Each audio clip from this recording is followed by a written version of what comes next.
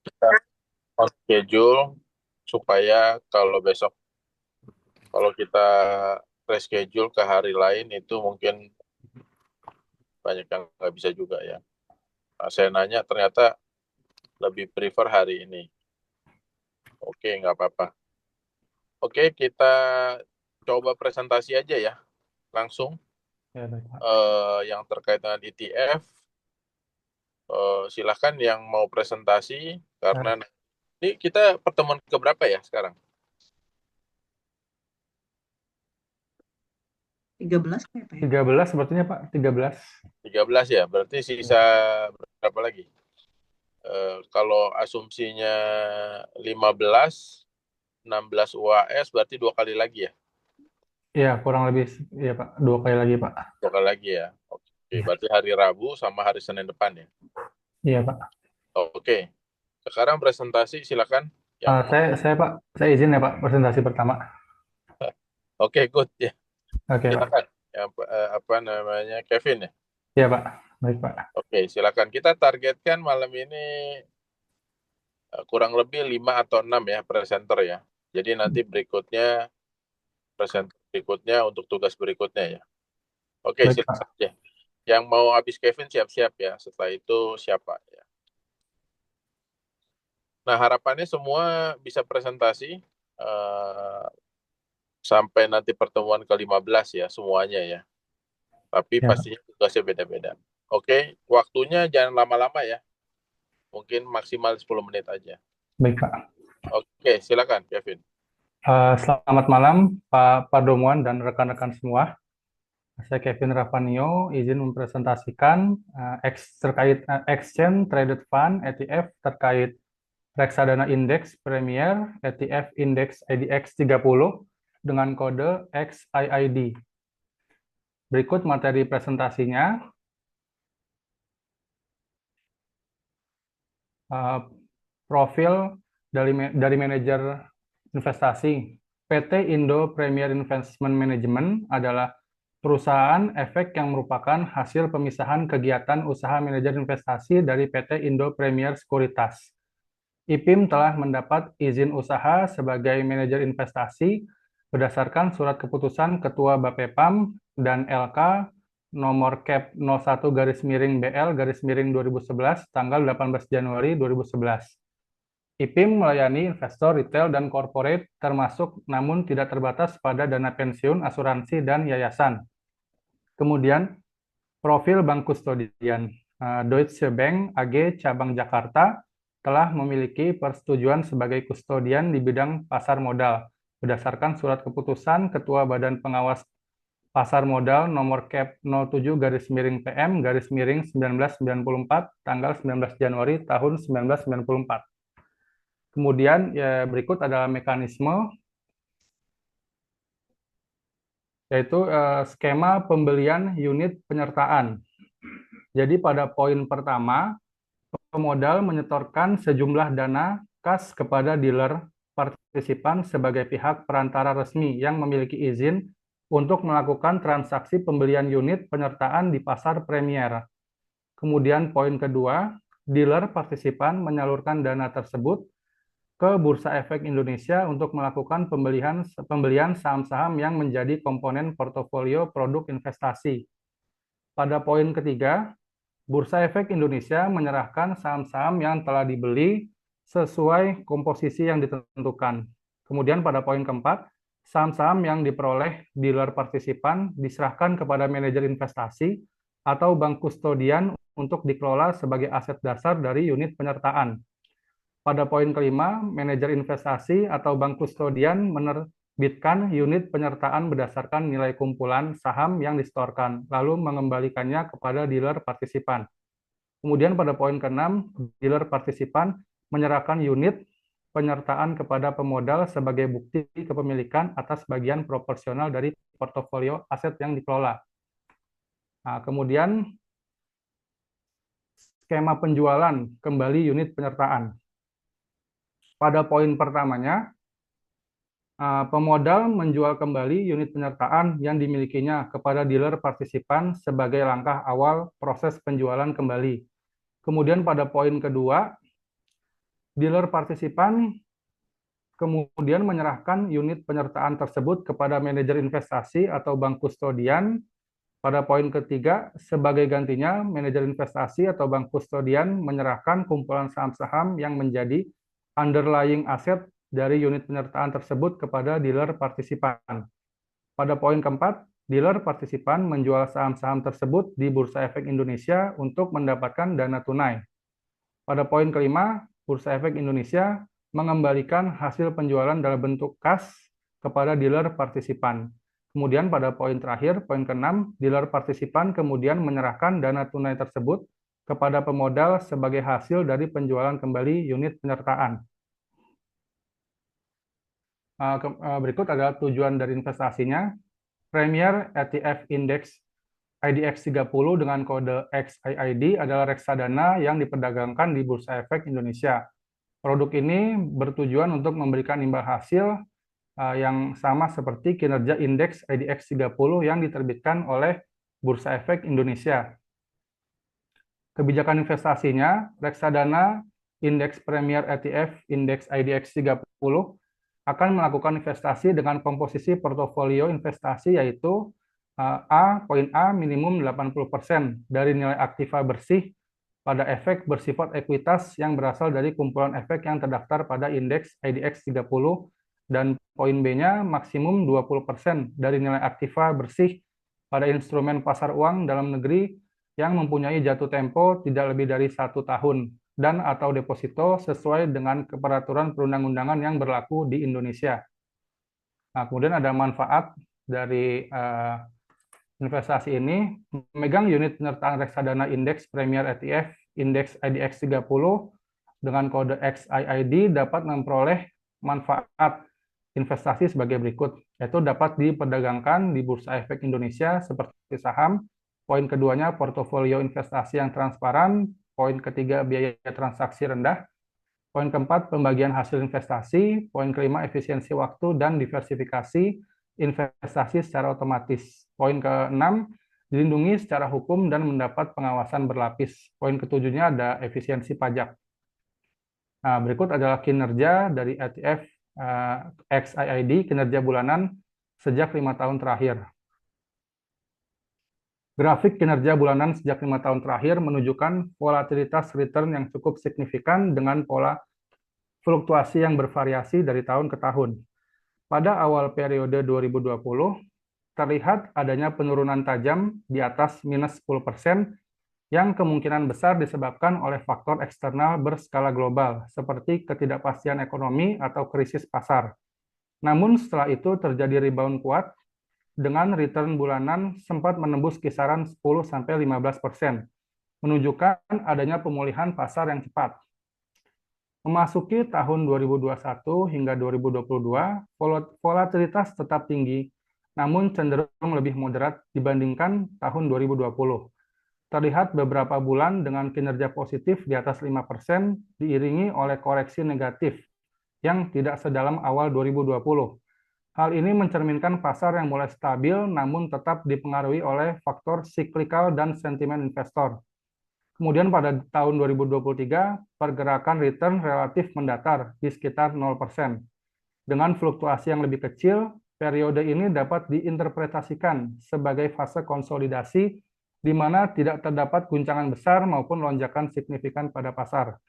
Kemudian tahun 2024 memperlihatkan kembali pola penurunan di beberapa bulan yang cukup tajam hingga mendekati minus 10%. Namun diimbangi oleh beberapa bulan dengan kenaikan positif yang menandakan adanya rotasi sektor atau pemulihan pasca tekanan pasar.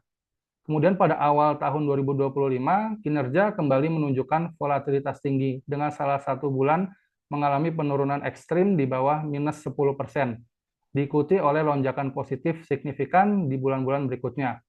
Hal ini mengindikasikan adanya faktor kejutan pasar, market shock, yang cepat direspons oleh investor melalui aksi beli yang agresif. Secara keseluruhan, pola kinerja ini menggambarkan karakter pasar yang sensitif terhadap peristiwa makroekonomi dan geopolitik, dengan periode pemulihan cepat setelah koreksi tajam.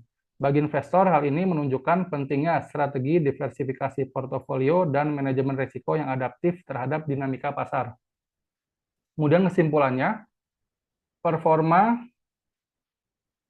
Fund RD Index Premier ETF Index IDX 30 dengan kode XIID mengikuti dengan ketat terhadap indeks acuannya. Indeks IDX 30 dengan return 1 bulan 2,06% versus 2,54% pada bulan Juli. Kedepannya, IHSG berpotensi menguat seiring valuasi yang lebih atraktif didukung fundamental emiten yang solid serta kebijakan Bank Indonesia yang mulai mempertimbangkan pertumbuhan ekonomi. Ekspektasi penurunan suku bunga The Fed dan stabilisasi ekonomi global dapat meredakan volatilitas pasar, meskipun resiko kebijakan perdagangan dan geopolitik tetap ada. RD Index Premier ETF Index IDX 30 dengan kode XIID akan menerapkan strategi replikasi penuh untuk mengikuti dengan ketat kinerja imbal hasil indeks acuannya. Sekian dari presentasi dari saya, Pak. Oke. Presentasinya bagus ya, komprehensif. Oke, ada yang ingin bertanya terkait ETF Indo Premier nih ya? Iya, Pak. Indo Premier indeksnya acuannya IDX 30, Pak. IDX 30 ya. Iya. Ya, IDX 30 berarti market cap terbesar 30 ya? Iya, betul, Pak. Oke. Ada yang bertanya? Karena nanti mungkin ada juga di sini nanti yang mau indeks IDX growth ya. 30 growth, ada 30 value ya. Nah, kalau IDX 30 aja itu market cap ya. Jadi 30 saham dengan market kapitalisasi terbesar. Oke, kalau tidak ada yang bertanya, kita kasih applause ya untuk Kevin. Tapi saya mau tanya nih, apa dari ETF yang dianalisis, apa yang ditemukan? Majornya apa? Temuan utamanya apa setelah menganalisis ETF IDX 30? Temuannya kalau menurut saya sih ini Pak, jadi reksadana ini ya acuannya tidak jauh dari tolak ukur saham sih Pak, IDX 30 itu Pak. Kinerja Iya, ETF-nya tidak berbeda jauh ya iya, tidak berbeda dengan jauh. indeks. Oke, Saham 30, iya. ETF ini outstanding-nya berapa? AUM-nya berapa? Apa Pak? AUM-nya berapa? Aset under manajemennya berapa? Sebentar Pak. Nah, nanti ditambahkan ya kalau belum ada ya. AUM-nya berapa, sudah berapa unit? Baik Pak, sepertinya belum saya masukkan sih Pak, AUM-nya. Ya, karena kan Iya, kinerjanya tadi udah ada tuh, tapi AUM-nya belum. iya Pak, nanti Ya, saya revisi ya Pak. aset aset ditambahkan ya, aset Iya under Pak. manajemen atau nilai aktif bersihnya, terus unit penyertaannya berapa. Supaya kita nanti juga ngelihat dari ETF yang dipresentasikan, dari berapa orang anggota kelas. Satu kelas 22 orang Pak. Nah, dari 22 itu nanti walaupun nggak mau presentasi, untuk tugas ETF ini mana yang paling besar? Iya, baik Pak. AUM-nya bisa ketahuan. Iya Pak, ini saya itu Pak revisi lagi Pak. Terima kasih Tambahin Pak ya, tambahin. masukannya Pak. Iya. Oke, kita kasih applause untuk Kevin. Oke, berikutnya silakan.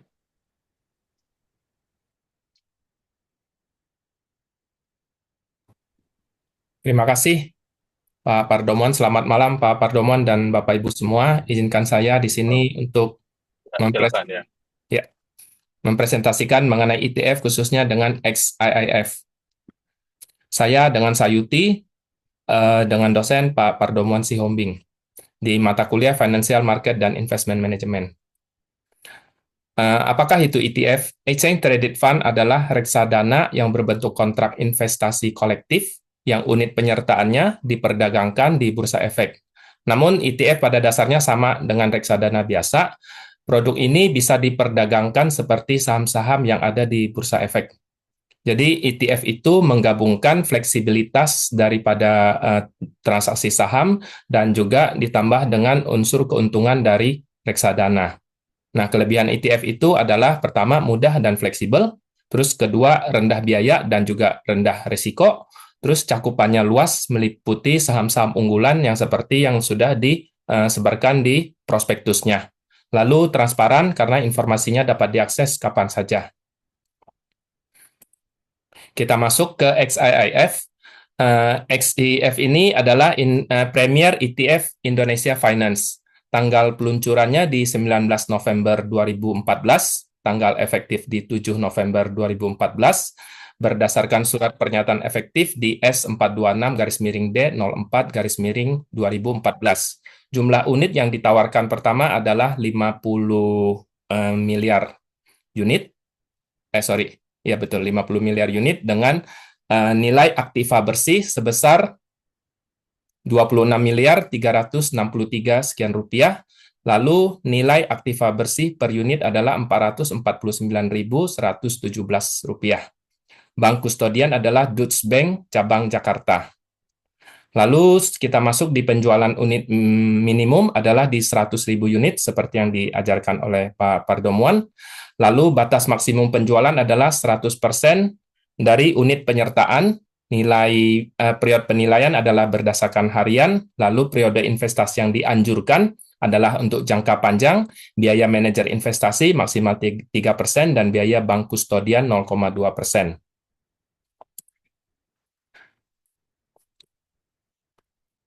Lalu kita masuk prospek dari XIF ini. Apa saja manfaat dan kelebihan XIF? Premier ETF Indonesia Financial adalah reksadana yang diperdagangkan seperti saham, portfolio investasinya transparan, biaya transaksinya rendah, dan pembagian hasil jika ada, efisiensi waktu, dan diversifikasi otomatis. Karena di dalamnya sudah terkandung saham-saham yang seperti yang disampaikan di prospektusnya. Manajer investasi daripada XIF ini adalah PT Indo Premier Investment Management, IPIM, yaitu juga adalah perusahaan efek yang sudah merupakan hasil pemisahan kegiatan usaha manajer dari mungkin perusahaan sekuritas yang sudah biasa kita kenal, Indo Premier Sekuritas. IPIM ini telah memperoleh izin usaha sebagai manajer investasi berdasarkan surat keputusan Bapepam dan LK nomor keputusan 01 BL-2011. Yang membeli IPIM ini adalah termasuk korporat dan juga pribadi, juga dana pensiun, yayasan, dan juga asuransi. Sedikit tentang background dari bank kustodiannya adalah Deutsche Bank cabang Jakarta yang telah disetujui sebagai kustodian berdasarkan keputusan Bapepam nomor keputusan 07-PM-1994 pada tanggal 14 Januari 1994.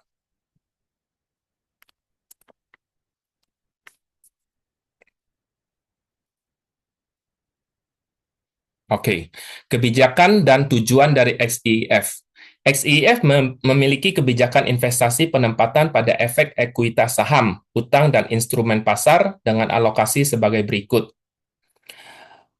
Portfolio reksadana, saham di 96,85%, lalu di kas 0,49%, deposito di 2,66%, lalu 0% di obligasi. Lalu kebijakan investasinya adalah 80-100% hampir semuanya ya di efek ekuitas, lalu hanya sekitar 0-20% di pasar instrumen pasar uang. Untuk sektor yang ditaruh di dalam XIF ini berdasarkan prospektus adalah pertama-tama di barang baku 7,39%. Oke, kita fokus ke yang poin-poin yang terbesarnya adalah di sektor keuangan.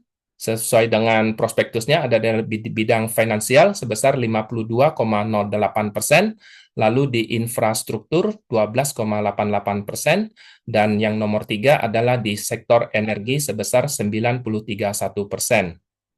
Jadi tujuan investasi dari XIF ini adalah reksadana yang diperdagangkan di Bursa Efek Indonesia. Tujuannya adalah memberi imbal hasil yang optimal dengan konsentrasi investasi sebagian besar pada saham-saham yang berbasis finansial.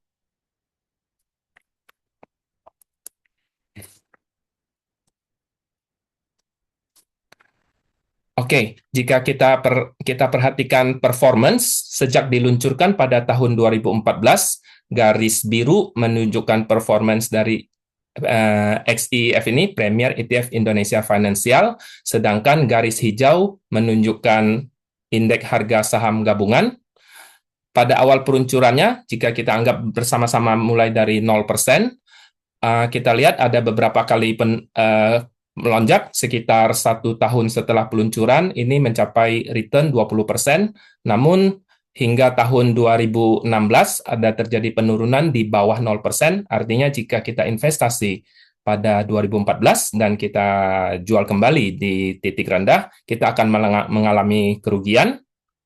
Lalu jika kita lihat lagi, mencapai puncaknya di sekitar tahun 2018, seiring juga dengan masa-masa emas kejayaan daripada saham-saham di BEI, khususnya di bidang infrastruktur. Karena pada saat itu, kalau kita perhatikan, perusahaan-perusahaan yang mendukung infrastruktur, jalan tol, semuanya kinerja meningkat. Begitu juga dari sektor keuangan yang mendukung keuangan daripada perjalanan infrastruktur itu. Namun perjalanannya hingga di tahun 2020, seiring dengan terjadinya COVID, beberapa proyek infrastruktur juga terkendala sehingga perbankan yang juga menjadi tulang punggung daripada infrastruktur itu juga mengalami penurunan, sehingga di saat itu terjadi titik paling rendah di minus sekitar 30% di tahun 2020 sekitar bulan Maret. Nah, dari tahun 2020 hingga sekarang, jika kita perhatikan di garis biru, bahwa XEEF ini adalah sebenarnya underperform terhadap IHSG. Hingga terakhir, data per 30 Juni, di mana IHSG juga mengalami pelemahan minus 3,46%, ditutup pada level 6.928 dengan dana asing yang keluar sebesar 10,46 T, sehingga total arus yang keluar selama 2025 menjadi sekitar 40 T. Performance XEF itu di bawah daripada IHSG dengan retur bulan Juni adalah hampir 6% berbanding dengan 3,46% pada IHSG. Namun, ke depannya IHSG berpeluang menguat mengingat valuasi yang lebih atraktif dan didukung oleh emiten-emiten yang solid, sehingga kebijakan Bank Indonesia juga mulai mempertimbangkan pertumbuhan ekonomi. Data yang kami ambil ini berdasarkan data 30 Juni 2025. Seperti yang kita perhatikan juga terakhir di bulan Agustus, IHSG telah bertumbuh sejak bulan Juni dan Juli, sehingga ke depannya sektor finansial ini, khususnya yang menjadi tulang punggung daripada ETF XEEF ini, berpeluang menghasilkan keuntungan yang lebih jika kita membelinya di saat-saat rendah atau di sekitar bulan Juni. Mungkin itu yang bisa saya sampaikan, Pak Pardomuan dan Bapak Ibu sekalian. Terima kasih. Apakah ada pertanyaan atau tambahan? Oke, good ya. Presentasinya juga komprehensif, udah ada datanya. AUM-nya sekitar 26 M ya. Iya, betul Pak. Dan target unit penyertaannya agak banyak ya, 50 miliar ya. Berarti kalau rata-rata 1.000 bisa 50 triliun ya targetnya. Ya nggak apa-apa sih kalau memang di prospektus disampaikan. Oke, ini Indo Premier juga ya. Betul Pak. Benchmarknya adalah Maaf Pak. benchmarknya indeks acuannya. Indeks acuannya dari saham finansial Pak. Gabungan utamanya dari saham finansial, tapi kalau kita lihat juga menggunakan juga memasuki beberapa sektor besar. 3 besar di utamanya infrastruktur dan energi Pak. Jadi indeksnya apa? Indeks acuannya? Indeks acuan. Indeks acuannya apa? Kan ETF harus punya indeks acuan nih. Oke, ini saya belum riset Pak. Nanti saya tambahkan ya Pak. Yang saya baca Ya, di jadi sektor finansial ya Pak. oke, mungkin indeks acuannya adalah keuangan. Tapi kalau ada infrastruktur tadi berarti ada indeks tertentu tuh. Ya, nanti di itu. Jadi ETF itu salah satu karakternya itu dia mengacu kepada benchmark ya, kepada indeks tertentu. Kayak tadi ya, Kevin itu ETF-nya adalah IDX 30 kan. Nah, kalau ini berarti indeksnya apa nih? Ya, Oke, nanti Pak. ditambahkan ya. Siap, Pak. Tapi secara overall sudah oke ya. Oke, kita kasih plus untuk Sayuti ya. Terima kasih, Pak Berwan. Terima kasih, Bapak Ibu semua. Oke, thank you. Selanjutnya,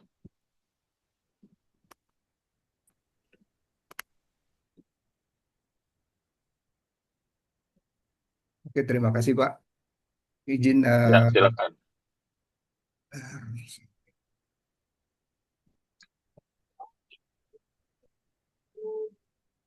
oke, selamat malam Bapak Bimo dan kakak sekalian. Izin, saya Yudin Nugraha mencoba menyajikan salah satu Action Trade Fund, yaitu XISR, atau dalam kata lain adalah Serike Hati. Oke, isi dari materi presentasi saya tentang profil singkat, komposisi portfolio, manfaat dan risiko, mekanisme dan kinerja. Oke, sedikit snapshot bahwa profil singkat dari XCSR ini, manajer investasinya Indo Primer, sama seperti yang tadi punya Kak Kevin dan Pak Sayuti. Bank Kastadian juga mirip, Deutsche Bank Jakarta. Dealer partisipannya Indo Premier Sekuritas. Terus jenis instrumennya reksadana yang unit penyertaannya diperdagangkan di Bursa Efek. Indeks acuannya indeks Sri Kehati, Pak. Kemudian bursa perdagangannya di Bursa Efek Indonesia, kode tikernya XYSR. Terus batas minimum pembelian itu 1 unit kreasi dan berlaku kelipatannya. Untuk ukuran unit kreasi itu 100.000 unit penyertaan, mata uangnya rupiah. Kemudian harga penawaran umum ini saya untuk memastikan datanya akurat, ini saya capture resmi dari prospektusnya dan namun Pak pada saat penawaran. Jadi plus minus saham indeks Hati pada tanggal awal penyerahan itu sekitar 288. Kemudian tujuan investasinya adalah memberikan hasil investasi dengan mengacu kepada kinerja indeks Kehati yang diterbitkan oleh Bursa Efek Indonesia bekerjasama dengan Yayasan Kehati. Kemudian kebijakan investasinya adalah berinvestasi pada portfolio efek, yaitu minimum 80% dan maksimum 100% pada efek bersifat ekuitas yang berasal dari kumpulan efek yang terdaftar pada indeks Hati. Kemudian minimum 0% dan maksimum 20% pada instrumen pasar uang dalam negeri yang mempunyai jatuh tempo kurang dari 1 tahun atau deposito, atau sesuai dengan perundang-undangan yang berlaku di Indonesia. Indeks pada saham yang terdaftar pada indeks kreatif tersebut akan berjumlah sekurang-kurangnya 80% dari keseluruhan saham yang terdaftar pada dalam indeks Hati. Sedangkan porsi tiap-tiap saham akan ditentukan secara prorata mengikuti bobot atau weighting masing-masing saham terhadap indeks Hati, di mana pembuatan atas masing-masing saham adalah paling kurang 80% dan paling banyak 120% dari bobot masing-masing saham yang bersangkutan dalam indeks Hati. Kemudian ini komposisi portfolio XSR posisi 31 Juli, Pak. Mostly-nya ini yang dominan, di mana ada United Tractor, kemudian ada Kalbe Farma, Indofood Sukses Makmur, Indofood CBP Sukses Makmur, BRI, BNI, Bank Mandiri, BCA, Astra Internasional, dan Aneka Tambang. Sisanya masih ada, tapi penyertanya kecil-kecil. Tapi yang kami garis bawahi bahwa saham-saham yang masuk indeks Hati itu yang menurut Yayasan Kehati mengikuti menerapkan culture NISG, Pak. Kemudian sama dari sisi manfaat dan risiko ada beberapa hal yang mungkin dijelaskan, yaitu bahwa pemegang unit penyertaan CHT dapat memperoleh manfaat investasi sebagai berikut, yaitu dapat diperdagangkan di BI saham, portfolio yang transparan, biaya dan manajemen fee yang rendah, pembagiannya yang hasil investasi jika ada, terus mengacu kepada indeks Hati. Kemudian efisiensi waktu dan diversifikasi investasi secara otomatis. Adapun resiko yang dijelaskan pada prospektus itu adalah terdapat beberapa risiko yang terjadi atas investasi ini. Yang pertama adalah risiko perubahan kondisi ekonomi dan politik. Ada juga risiko berkurangnya unit penyertaan. Tiga, risiko konsentrasi saham-saham. Empat, risiko konsentrasi saham-saham juga. Kemudian lima, risiko likuiditas. Enam, risiko yang terkait dengan seri ke hati. Dan tujuh adalah risiko pihak ketiga. Masing-masing risiko ini dijelaskan secara gamblang di dalam semua prospektus untuk memastikan bahwa semua investor memahami manfaat dan risikonya. Kemudian secara mekanisme, secara garis besar kelihatannya mirip dengan tadi yang disampaikan oleh Kak Kevin. ETF ada tiga mengenai pembelian unit penyertaan, penjualan, sorry ini ada kesalahan, ini penjualan unit penyertaan, serta skema pembelian dan penjualan di Bursa Efek Indonesia, di mana ada pemodal, dealer partisipan, Bursa Efek Indonesia, dan manajer investasi Stadion, di mana kalau pembelian itu dari pemodal menyerahkan sejumlah kas melalui dari partisipan, kemudian dari partisipan menyerahkan ke Bursa Efek, kemudian dealer partisipan juga menyampaikan kumpulan indeks-indeks ke saham-saham Sri Hati ke manajer kustodian, di mana kemudian manajer kustodian menyerahkan unit penyertaan untuk disampaikan ke pemodal. Sementara untuk sisi penjualan ini hanya berubah dari sisi tanda panahnya, Pak. Sorry, ini tanda panahnya belum dibalik. Ini hanya berbalik dari sisi pertukarannya, Pak. Kemudian untuk skema pembelian di unit penyertaan Bursa Efek Indonesia ini standar, di mana ada pembeli, ada bursa efek dan penjual, ada pembayaran dan unit penyertaan yang berbalik antara pembeli dan penjual. Dari sisi kinerja, indeks primasi ke hati, kalau kita banding dengan indeks-indeks yang lainnya, ada LQ45, indeks 80, SSI, dan Peers. Indeks ke hati yang hijau itu posisinya memang sedikit di bawah total IHSG yang ada, namun secara keseluruhan apabila kita lihat dari sisi return secara 1 tahun, karena saya belum dapat informasi untuk 5 tahunnya, Pak. Kalau secara return memang semua mengalami koreksi di bulan April di tahun 2025, namun kemudian mereka kembali take up sampai kemudian mulai bisa kembali menuju kembali ke return yang positif.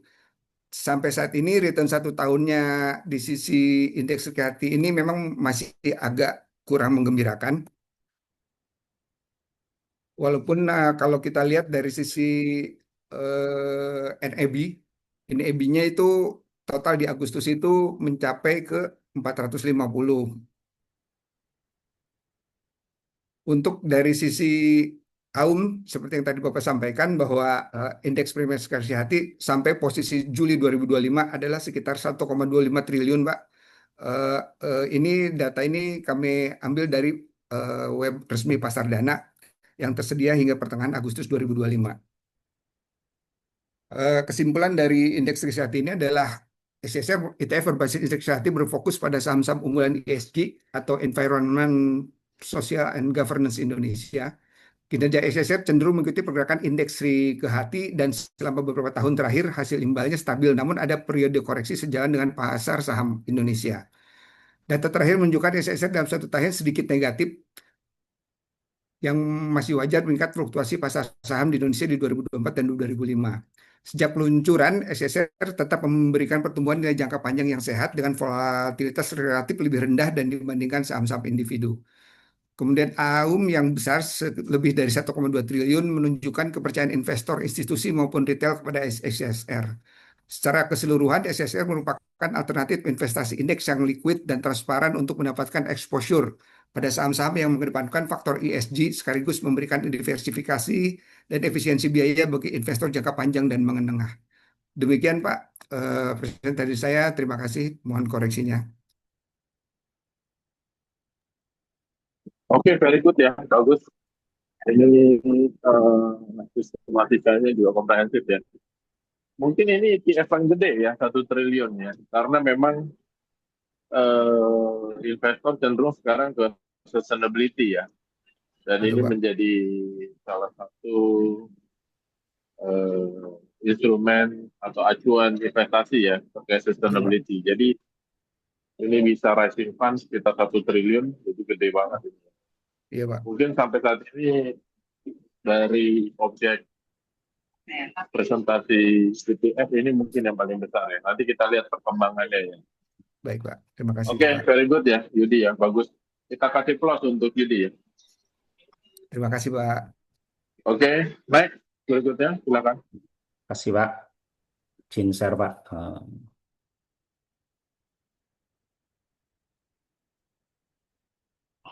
Oke Pak Pademuan dan rekan-rekan semua, Assalamualaikum warahmatullahi wabarakatuh. Untuk presentasi dari saya terkait dengan Financial Market Investment Management terkait dengan Pinnacle FTSE Indonesia ETF XPFT Pak. Dengan manajer investasi Pinnacle Investment untuk bank kustodiannya di Bank Cabang Jakarta. Oke, next. Oke, untuk manajer investasi PT Pinnacle Persada Investasi Pinnacle Persada Investama untuk profil data manajer investasi Pinnacle Persada Investama sebuah MI independen izin OJK nomor 37 tahun 2015 pemegang saham 80% dari PT Aris Global Persada, 20% dari Batara Putra Wana. Fungsi dan tujuan investasi, fungsi utama adalah mengelola portofolio SPV dengan tujuan memberikan imbal hasil dengan yang setara dengan kinerja indeks FTSE Indonesia. Untuk tanggung jawab adalah bertanggung jawab penuh dalam hal ini Pinnacle bertanggung jawab penuh atas seluruh aspek pengelolaan investasi, mulai dari pengambilan keputusan investasi, memastikan kepatuhan terhadap peraturan OJK, melaksanakan kegiatan administrasi dan operasional harian seperti perhitungan NAB hingga proses pembubaran atau likuidasi reksadana jika syaratnya terpenuhi. Next. Untuk bank kustodian sendiri awalnya adalah Bank BCA, tapi pada tanggal 27 September 2024 terjadi pergantian bank kustodian ke Disbank. Untuk profilnya Bank Kustodian di Jakarta, fungsi bank kustodian kurang lebih adalah satu penitipan kolektif, dua administratif aset, dengan tiga penyelesaian transaksi, yang keempat adalah aksi korporasi. Dengan tanggung jawab utama adalah bank kustodian di sini adalah memastikan semua aset reksadana tercatat dan tersimpan dengan baik, terpisah dari aset bank itu sendiri. Tanggung jawab ini meliputi pelaksanaan penerimaan kolektif sesuai dengan KIK, kontrak investasi kolektif, memberikan surat konfirmasi transaksi kepada pemegang unit pesertaan dan melaksanakan proses pembayaran dana saat terjadi apa namanya likuidasi dan lain-lain. Untuk mekanisme hampir sama dengan rekan-rekan, ini diambil dari prospektus dari PT apa namanya sorry mekanisme dari dua pasar primer maupun pasar sekunder, yaitu flow-nya juga hampir sama Pak ya, dari pemodal ke dealer partisipan ke bursa efek hingga ke pajak investasi. Eh, Begitu juga untuk dari sisi penjualan aset, penjualan kembali unit-unitnya adalah sama flow-nya terkait dengan dari pemodal, dealer partisipan ke bursa efek maupun ke merchant investasi atau bank kustodian. Dari sisi pasar sekunder adalah pembeli ke bursa efek ke penjual. Begitu juga dari sisi pembayaran maupun penyertaan, unit penyertaan. Semua diambil dari prospektus dari si manajer investasi. Tujuan dan kebijakan investasi, tujuan dari investasi Pinnacle FTSE Indonesia adalah bertujuan memberikan tingkat pengembalian setara dengan indeks atas nilai investasi jangka panjang yang ditetapkan melalui penawaran umum atau perdagangan di Bursa Efek Indonesia. Kebijakan investasi Pinnacle FTSE Indonesia ETF melakukan investasi dengan komposisi portofolio investasi minimum 80% dan maksimum 100% dari NAB pada bursa efek bersifat ekuitas ditetapkan oleh korporasi yang ditetapkan melalui penawaran umum atau diperdagangkan di Bursa Efek Indonesia yang berasal dari kumpulan efek yang terdapat di indeks FTSE Indonesia. Minimum 0% dan maksimum 20% dari NAB pada efek bersifat utang dan atau instrumen pasar uang dalam negeri yang mempunyai jatuh tempo tidak lebih dari setahun atau deposito sesuai dengan peraturan perundang-undangan yang berlaku di Indonesia. Ini juga diambil dari prospektus pembayaran Pinnacle FTSE Indonesia. Untuk manfaat investasi sama diambil dari prospektus dapat dibilang Bursa Efek Indonesia, portofolio investasi yang transparan, biaya transaksi manajemen fee yang rendah, pembagian hasil inflasi jika ada, efisiensi waktu dan diversifikasi investasi secara otomatis. Dengan risiko-risiko investasi di Pinnacle FTSE Indonesia ada 11 sesuai dengan perspektif yang disampaikan, risiko politik dan hukum, risiko perubahan kondisi atau event risk, risiko sektoral, risiko pasar, risiko berkurangnya nilai unit penyertaan, risiko likuiditas, risiko pembayaran dan likuidasi reksadana, risiko perdagangan, risiko pihak ketiga, risiko penyesuaian portofolio efek dengan indeks acuan, dan yang terakhir adalah risiko terkait dengan indeks FTSE di Indonesia. Untuk kinerja XPFT, kita ambil dari websitenya Pinnacle Investment setelah kemajuan investasi. Grafik ini menggambarkan terkait dengan cumulative return dibandingkan dengan WIIDN ya. WIIDN adalah indeks pasar saham Indonesia yang dilacak oleh FTSE Russell di London. Sampai dengan di 2025 dia masih masih di atas daripada WIDN. Untuk grafik bawahnya terkait dengan monthly return-nya, kalau kita resume adalah paling tinggi di tahun 2020 di bulan November itu di 10,75%, dengan paling rendahnya di Maret 2020 nilainya di minus 19,94%. Ini untuk AUM-nya Pak, dari NAV-nya per Agustus 2025, NAV 8580 rupiah, untuk perubahannya di minus 29062 atau minus 0,50%. AUM sendiri di 335 miliar, saham kategori di ETF Index, risikonya di medium ke high, risiko per kategorinya di medium high. Ini untuk kinerjanya Pak, apa namanya, NAV terkait dengan indeks NAV maupun dengan indeks benchmark. Di NAV sendiri, net asset value-nya sendiri di Agustus itu tercatat di 545,53327. Sedangkan untuk indeks benchmark-nya dari September 2024 di atas daripada indeks benchmark dalam hal ini IHSG ya, tetapi pada bulan Agustus, kurang lebih Agustus ya, Agustus 2025, posisinya adalah mulai turun atau di bawahnya dari IHSG, di angka 583,2595, IHSG di 7892,9110. Oke, dari sini kami simpulkan Pak, posisi tren saat ini adalah memang di XPFT ini adalah mengalami pelemahan ya terkait dengan jangka pendeknya terkait dengan IHSG, tetapi secara overall masih ada apa namanya peluang bahwa investasi ini masih layak untuk di apa namanya dilakukan transaksi atau di ranah konsumen, Pak. Terima kasih Pak Paduman, mohon saran atau ada masukan Pak. Terima kasih. Oke, komprehensif ya, bagus presentasinya. Ini indeks apa ya Pak? Yang mana ETF Pak? apa ya? Yang Ini. di bawah indeks benchmark apa namanya FTF terhadap IHSG Pak. Yang ini Pak. Oh, jadi benchmarknya IHSG ya? Ya, ini IHSG di atas sampai pada data 2024 sampai dengan Agustus 2025 dia masih masih di atasnya IHSG Pak. Tapi setelah di Agustus 2025 ini mengalami penurunan Pak. Jadi di bawahnya IHSG. Grafik yang warna hijau muda. Oke, ini ETF apa ya berarti ya? Benchmarknya apa ya? Benchmarknya. Kalau IHSG aja berarti ini ya. Kalau secara overallnya di sini ada kalau yang grafik paling kanan Pak, di situ ada IHSG, ada LQ45, ada IDX 80, ISSI sama PIRS Pak. Oke, oke. Oke, nanti mungkin dicari atau ditambahkan spesifiknya ini ETF apa ya? Nanti ya, Oke. kayak tadi kan ada Sri Kahati, IDX 30 ya. Oke. Walaupun memang nanti bisa di benchmark atau dibandingkan dengan IHSG, LQ45, saya lihat juga dengan Islamic stock index ya, ISSI ya. Jadi dibandingkan dengan beberapa indeks. Tapi ini portofolionya mengacu ke indeks apa yang ini apa? Tapi secara overall sudah oke. AUM juga cukup lumayan ya, 300 miliar ya. Ya Pak, Jadi mungkin ini AUM kedua ya, terbesar dari ETF yang sejauh ini kita bahas. Oke, thank you Pak Dolis. Kita kasih close untuk Pak Dolis ya. Ya, makasih Pak. Oke, silakan berikutnya.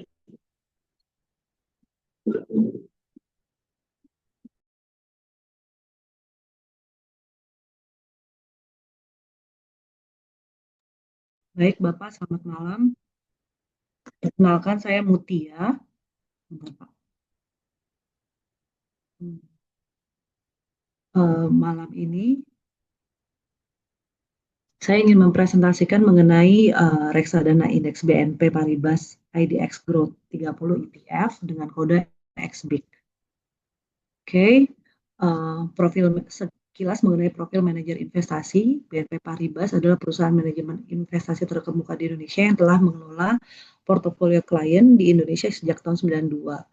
Merupakan bagian daripada BNP Paribas Group, memiliki para profesional di bidang investasi yang kompeten dan setia melayani klien yang beragam, dan telah memiliki izin usaha dari OJK dengan sebagai manajer investasi berdasarkan surat keputusan Ketua Bapepam nomor Cap 21 PMMI 1992 tanggal 13 Juli 92.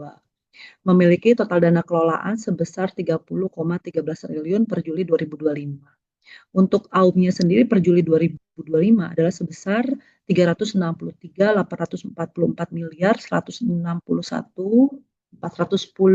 rupiah, dan juga telah mendapatkan penghargaan sebagai perusahaan manajer investasi terbaik di Indonesia dari berbagai media regional. Baik. Untuk profil bank kustodian sendiri adalah PT Bank Mandiri Tbk yang berdiri di 2 Oktober 98, izin usaha kustodian Bapepam LK nomor Cap 01 PM KS 2004. Oke, untuk mekanisme ETF XBIG sendiri ini seperti yang sebelumnya dari Mas Kevin dan Pak Yudi. Berikut untuk pembelian unit penyertaan, pertama flow-nya mungkin dari investor ke dealer partisipan berupa cash, lalu dari dealer partisipan ke Bursa Efek Indonesia juga berupa cash, lalu dari Bursa Efek Indonesia ke dealer partisipan berupa saham, dari dealer partisipan ke manajer investasi atau bank kustodian berupa kumpulan saham, lalu dari bank kustodian ke dealer partisipan berupa unit XBIG, lalu dari dealer partisipan ke investor berupa unit XBIG. Untuk penjualan unit penyertaan, di sini mekanismenya adalah investor itu memberikan unit XBIG ke dealer partisipan, lalu dealer partisipan juga memberikan unitnya ke Bursa Efek Indonesia, Bursa Efek Indonesia memberikan kumpulan saham ke dealer partisipan, lalu dealer partisipan memberikan saham ke manajer investasi, lalu manajer investasi memberikan cash ke dealer partisipan, dan dealer partisipan memberikan cash ke investor. Oke, tujuan investasi di sini adalah untuk memberikan potensi tingkat pertumbuhan investasi yang mengikuti kinerja indeks IDX Growth 30. Untuk kebijakan investasinya sendiri, di sini adalah minimum 80% dari NAB pada efek bersifat ekuitas yang ditawarkan melalui penawaran umum dan atau diperdagangkan di Bursa Efek Indonesia, serta merupakan konstituen dari indeks IDX Growth 30. Dan juga kebijakan investasi berikutnya adalah maksimum 20% dari NAB pada efek bersifat ekuitas yang ditawarkan melalui penawaran umum dan atau diperdagangkan di Bursa Efek dan atau instrumen pasar uang dalam negeri yang mempunyai jatuh tempo tidak lebih dari 1 tahun dan atau deposito. Oke, manfaat dan kelebihan ETF BIX adalah diversifikasi otomatis, akses yang mudah, likuiditas yang tinggi, transparansi portofolio, biaya efisien, dan juga fleksibilitas transaksi. Selanjutnya untuk kinerja ETF XBIG sendiri, ini di sini saya mempresentasikan hanya kinerja 1 tahun yang periodenya adalah 14 Agustus 2024 sampai 14 Agustus 2025. Di September 2024 kinerja XBIG itu mencapai puncaknya, namun akhirnya turun di April 2025, namun selanjutnya di awal Mei sudah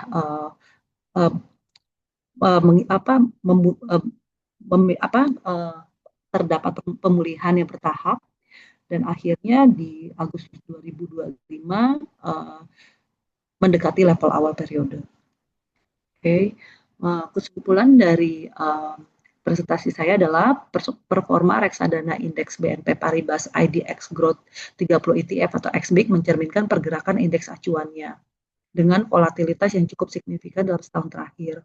Pada periode Agustus 2024 hingga Agustus 2025, NAB unit sempat mengalami penurunan tajam di paruh pertama sebelum pulih secara bertahap di paruh kedua, mendekati level awal periode.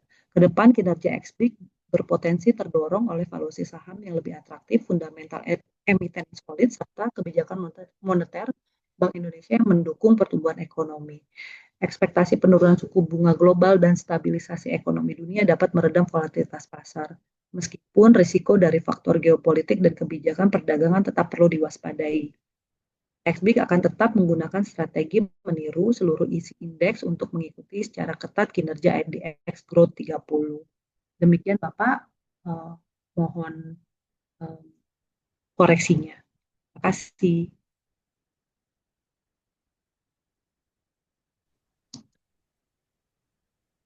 Oke, materinya komprehensif ya.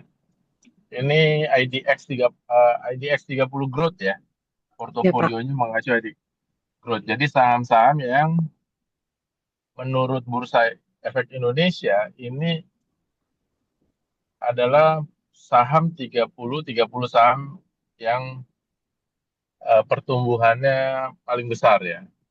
Jadi yang menghitung adalah Bursa Efek Indonesia IDX, membuat IDX 30. Nah, ini menjadi acuannya ya. ya Pak. Dan outstandingnya cukup lumayan ya, AUM-nya 300 miliar ya tadi. 363 miliar Pak. 360 miliaran ya. Jadi Ya, cukup besar juga ya ini ya, apa dana yang dikelola ya. ya Pak. Jadi memang ada segmen investor yang suka dengan saham-saham bertumbuh ya, growth stock. Nah, kalau Warren Buffett itu lebih suka dengan value stock. Ya, jadi IDX 30 value ada IDX 30 growth. Ya, nah ini growth ya. Mudah-mudahan nanti ada yang bahas tentang IDX 30 value. Nah, tadi sudah ada yang IDX 30 ya. IDX 30 itu berdasarkan market cap 30 terbesar. Oke. Baik Bapak. Materinya bagus ya. Komprehensif, sistematis. Kita kasih plus ya untuk Mutia ya. Baik, terima kasih Pak. Oke, thank you. Silakan berikutnya. Selamat malam Pak, izin off cam ya Pak, takutnya sinyal agak ini Pak. Ya, silakan. Ya, Saya juga selamat nih malam. lagi hujan ya. Oke, Ya, Pak. silakan.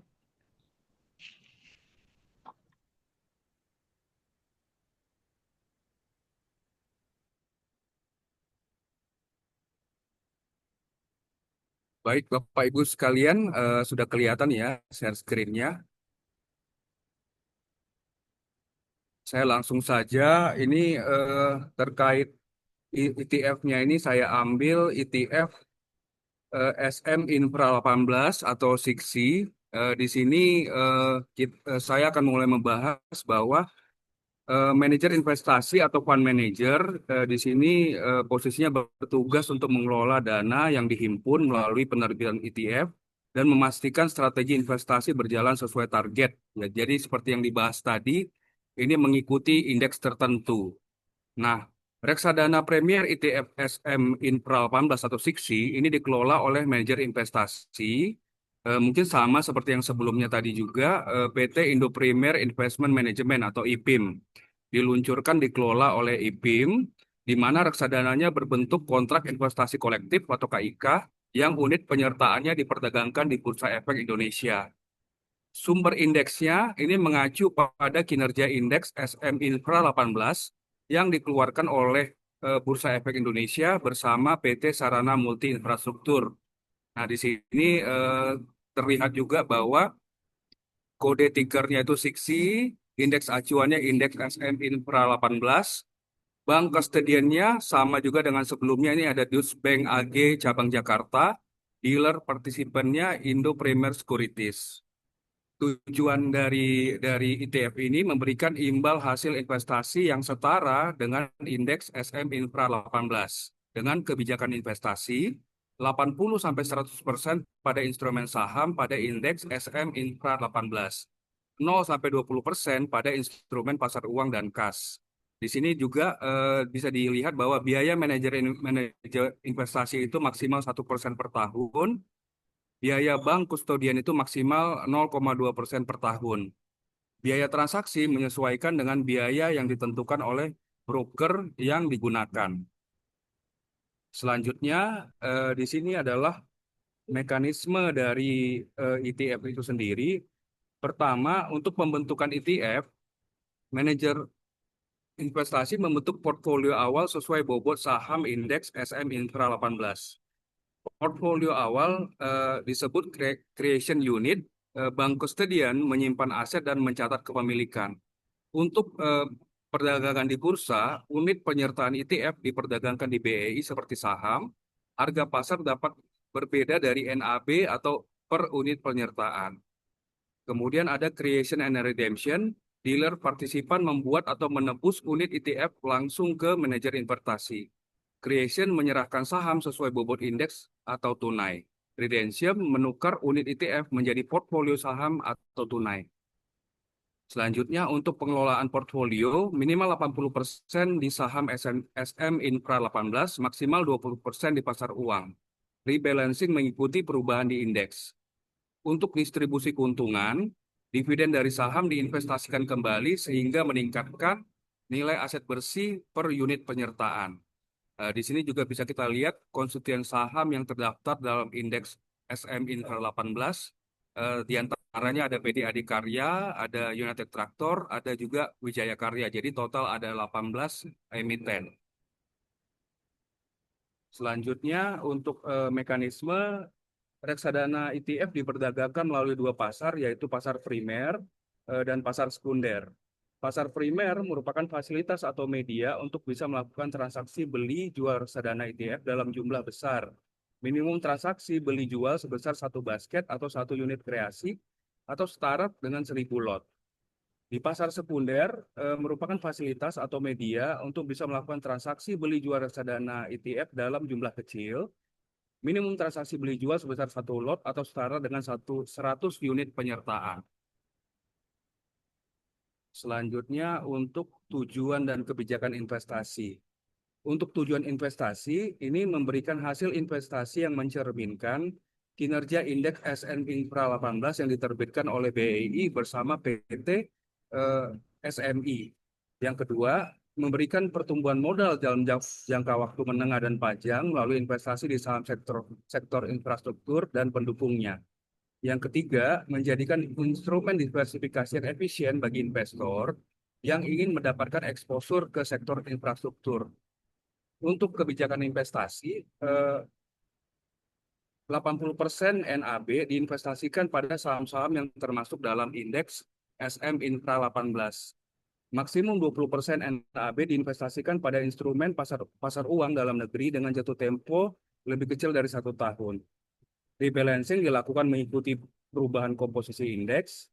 Metode pengelolaan bersifat pasif mengikuti bobot indeks acuan. Selanjutnya untuk manfaat dan kelebihan dari ETF 6C ini, manfaatnya mendapatkan akses langsung ke sektor infrastruktur unggulan, diversifikasi instan, harganya transparan dan real time, biayanya efisien, fleksibilitas dalam jual beli di Bursa Efek Indonesia, likuiditasnya terjaga, dan potensi pertumbuhan jangka panjang. Untuk kelebihannya sendiri, dia mengikuti kinerja indeks secara pasif, perlindungan dari fluktuasi ekstrim saham individu, dapat digunakan untuk strategi investasi dan trading, transparansi komposisi portfolio harian, dan keterjangkauan bagi investor retail. Di sini memang melihat kondisi fundamental makroekonomi menunjukkan fondasi yang cukup kuat untuk potensi pertumbuhan yang pesat. Nah, ini mungkin masih melihat keadaan yang di sebelum-sebelumnya, di mana sektor infrastruktur ini masih mencakup subarea yang cukup luas, meliputi pelabuhan, pengolahan air, pendukung migas, jalan tol, dan lainnya. Selanjutnya untuk kinerja untuk ETF primer ETF SM Infra 18 ini, harga saat ini per tanggal 14 Agustus 2025 itu sebesar Rp359 per unit. Di rentang tahun setahun terakhir memang terjadi harga terendahnya itu 268 dan harga tertingginya 377, menunjukkan volatilitas harga yang moderat. Return setahun mengalami minus 3,97%, disebabkan dalam 1 tahun terakhir nilai investasi turun, termasuk jika dividen diinvestasikan kembali atau total return. Penurunan ini bisa dipengaruhi oleh kinerja sektor infrastruktur atau sentimen pasar secara umum. Rata-rata sejak tahun 2014 atau semenjak pertama kali penerbitan ETF ini, pertumbuhan rata-ratanya hanya sebesar 0,65%. Ini tergolong rendah untuk instrumen saham, mencerminkan karakter sektor infrastruktur yang saat ini cenderung defensif. Selanjutnya, expense ratio itu 1,20% per tahun. Premium atau diskon NAV itu minus 0,4% hingga plus 0,60%, menunjukkan perbedaan antara harga pasar ETF dengan nilai aktiva bersih atau NAV per unitnya.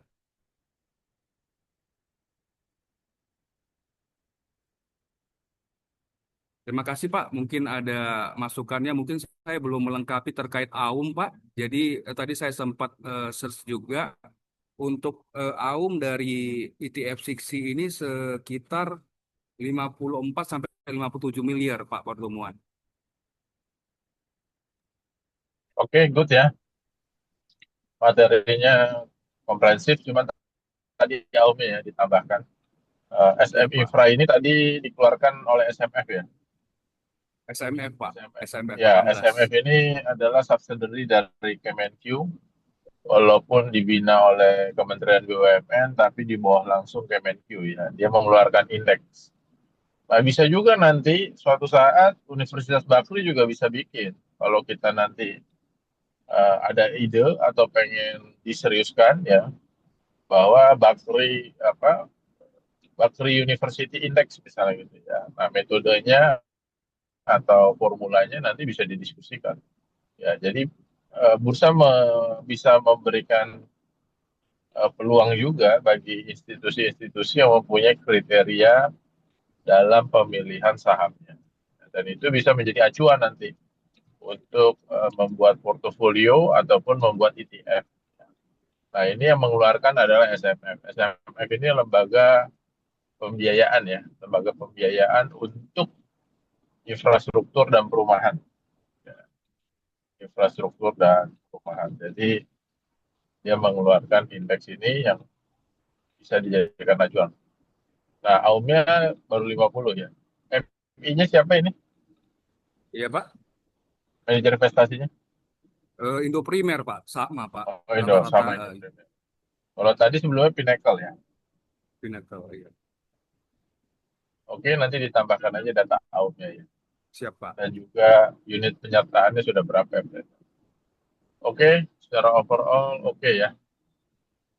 Kita kasih plus untuk Alex ya. Kasih Pak. Oke. Oke, udah berapa presenter? Sudah 6, Pak. 12. Sudah 6. Udah 6 ya. Iya. Ya, 2 lagi lah ya. 2 Oh ya, lagi ya. baik. Ya, silakan 2 lagi Yang berikutnya. Supaya gugur kewajiban. Jadi berikutnya nggak perlu presentasi, tapi tetap dikerjakan nanti tugasnya ya, kuisnya. Iya, baik Pak. Silakan.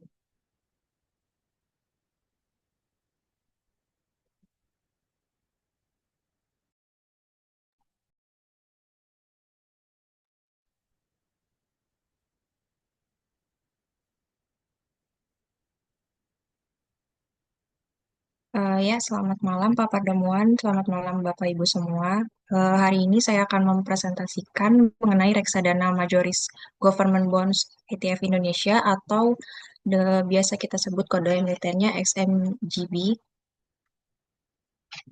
Untuk manajer investasi dari XMGB ini itu sendiri adalah PT Majoris Asset Management. Sekilas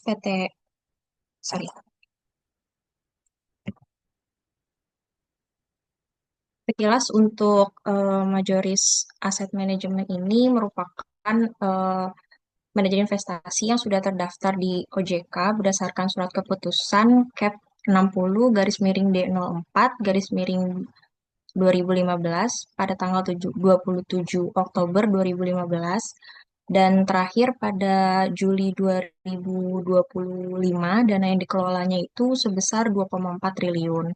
Sedangkan untuk bank kustodiannya ini dari BCA yang ditunjuk sebagai bank kustodian berdasarkan surat keputusan Ketua Bapepam nomor Cap 148 garis miring PM garis miring 1991 pada tanggal 13 November 1991.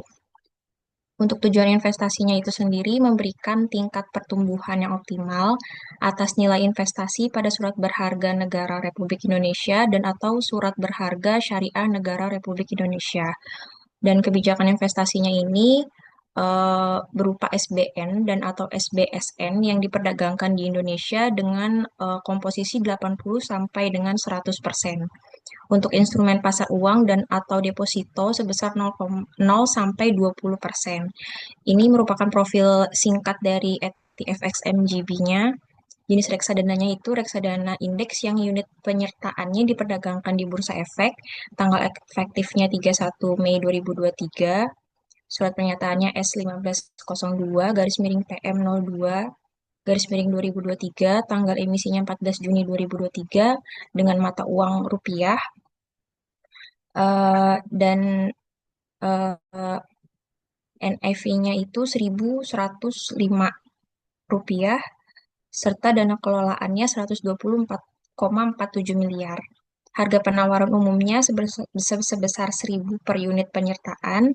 Untuk jasa manajer investasinya maksimum di 3% dan jasa bank kustodionnya maksimum di 0,20%. Untuk dealer partisipannya PT BCA Sekuritas dengan kode ISIN IDN 00509502. Di sini untuk kinerja XMGB-nya itu sendiri, kinerja Majoris Government Bonds ETF Indonesia selama bulan Juli 2025 mengalami kenaikan sebesar 0,98%, outperform terhadap pergerakan SBN 3 tahun yang juga mengalami kenaikan sebesar 0,86%. Strategi investasi Majoris Government Bonds ETF Indonesia berfokus pada SBN tenor 0,1 tahun sampai dengan 5 tahun untuk memaksimalkan imbal hasil portofolio serta tetap menjaga porsi likuiditas. Pada tabel di sebelah kanan ini merupakan kinerjanya selama 3 tahun terakhir dengan tingkat pengembalian terbaiknya di 1,18% pada 30 November 2023, serta tingkat pengembaliannya yang paling rendah itu pernah mencapai minus 0,82%. Pada grafik ini grafik merupakan grafik harga pada awal Juni 2023, harganya di 995. Kemudian sesuai dengan yang ada di pada tabel, pernah mengalami penurunan yang paling buruk di minus 0,82 pada Oktober 2023. Kemudian terakhir di Juli 2025 secara overall sih mengalami kenaikan terakhir di 1.115. Berikut ini merupakan komposisi dari portofolionya, yaitu 88,96% untuk SBN dan 11,04% untuk pasar uang. Untuk alokasi pendanaan investasinya ada di obligasi RI seri FR0064 dengan komposisi alokasinya sebesar 59,22%. Kemudian yang kedua ada di obligasi RI seri FR0071 sebesar 29,73%. Yang ketiga di deposito Bank Sumut Syariah 3,66%, dan yang terakhir paling kecil di deposito Bank Nagari 3,15%. Untuk manfaat XMGB-nya itu sendiri ada 4, dapat diperdagangkan di Bursa Efek Indonesia seperti saham. Yang kedua, portofolio investasi yang transparan. Investor ini dapat memperoleh informasi melalui prospektus atau nilai aktiva bersih yang diumumkan setiap hari, serta ada juga di laporan keuangan tahunan. Kemudian ada kemudahan investasi dan diversifikasi investasi secara otomatis, di mana diversifikasi ini penting untuk meminimalisir resiko investasi. Dan yang terakhir, dilindungi secara hukum dan mendapat pengawasan berlapis. Untuk profil resikonya itu sendiri ada di mode moderat, di mana XMGB berinvestasi pada surat utang negara Republik Indonesia yang diperdagangkan di Indonesia dengan jangka waktu atau sisa jatuh tempo di bawah 5 tahun. Resiko investasi pada XMGB tergolong moderat karena berinvestasi pada efek yang dijamin oleh negara. Selanjutnya ini skema pembelian pasar sekunder sebenarnya sama aja seperti reksadana yang lainnya. Yang pertama, investor itu mengumpulkan dananya di dealer partisipan, kemudian manajer investasinya ini mengirimkan portofolio composition file kepada dealer partisipan, kemudian investor melalui dealer partisipan melakukan subscription unit kreasi, kemudian manajer investasinya menginstruksikan bank kustodiannya untuk membentuk unit kreasi dari bank kustodian kepada KSEI menginstruksikan untuk membuat unit kreasi, kemudian KSEI membuat unit kreasi sesuai permintaan dari bank kustodian. Kemudian dealer partisipan mengirimkan underlying ETF bond dan komponen kasnya kepada bank kustodian. Kemudian bank kustodian mengirimkan unit kreasi yang selanjutnya unit kreasinya itu akan diterima oleh investor. Selanjutnya ini untuk penjualan hampir sama dengan pembelian, bedanya hanya di yang pertama manajer investasinya mengirimkan portofolionya setiap hari, kemudian dari dealernya ini melakukan redemption untuk unit kreasi pada pasar primer yang dilakukan oleh investor. Kemudian manajer investasinya ini melakukan instruksi untuk penjualan unit kreasi kepada bank kustodian. Bank kustodian menginstruksikan ke saya untuk menghapus unit kreasinya. KSEI menghapus unit kreasi sesuai permintaan bank kustodian. Kemudian dealer partisipan mengirimkan unit kreasi yang diredeem kepada bank kustodian. Selanjutnya bank kustodian mengirimkan dana hasil redemption yang selanjutnya akan diteruskan untuk diterima oleh investor. Yang ini untuk skema pembelian penjualan pasar primer, di mana dealer partisipan membuat kuotasi bid dan offer harga ETF dan pasar sekunder beserta volume. Kemudian investor menginstruksikan untuk jual beli ETF dan dari sekuritas mengeksekusi jual beli ETF di Indonesian Stock Exchange. Sekian dari saya, Pak Pardemuan dan rekan-rekan. Ada yang ingin ditambahkan atau ditanya, silakan. Oke, very good ya materinya. Aumnya ini berapa ya?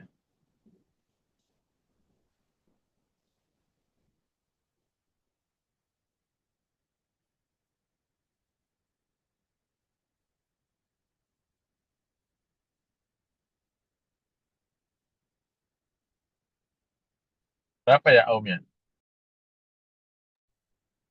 AUM-nya ada di 120,47 miliar, Pak. Sorry tadi dimatiin audio. Benchmarknya? Eh, Indeks? benchmarknya di SBN, Pak.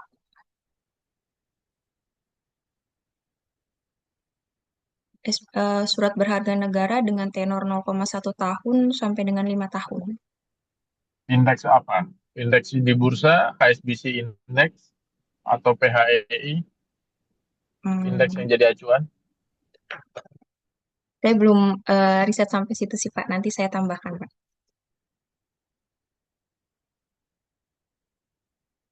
Oke, nanti itu ya ditambahkan karena sekali lagi ETF itu pasti dia portofolionya mengacu kepada satu indeks tertentu ya, karena dia bandinginnya. Kalau itu apa tuh yang dijadiin benchmark? Kalau yang di bawah, gambar yang di bawah, Yang ini, Pak. ya Ini alokasi pendanaan sih, Pak. Jadi paling banyak itu di obligasi bukan RI seri yang S. kirinya, yang Yang kiri, kiri ini. yang ah Ini, Pak.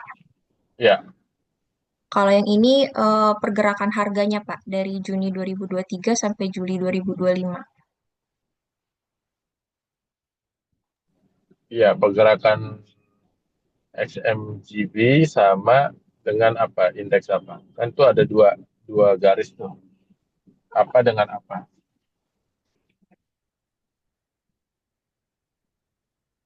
Ini berapa?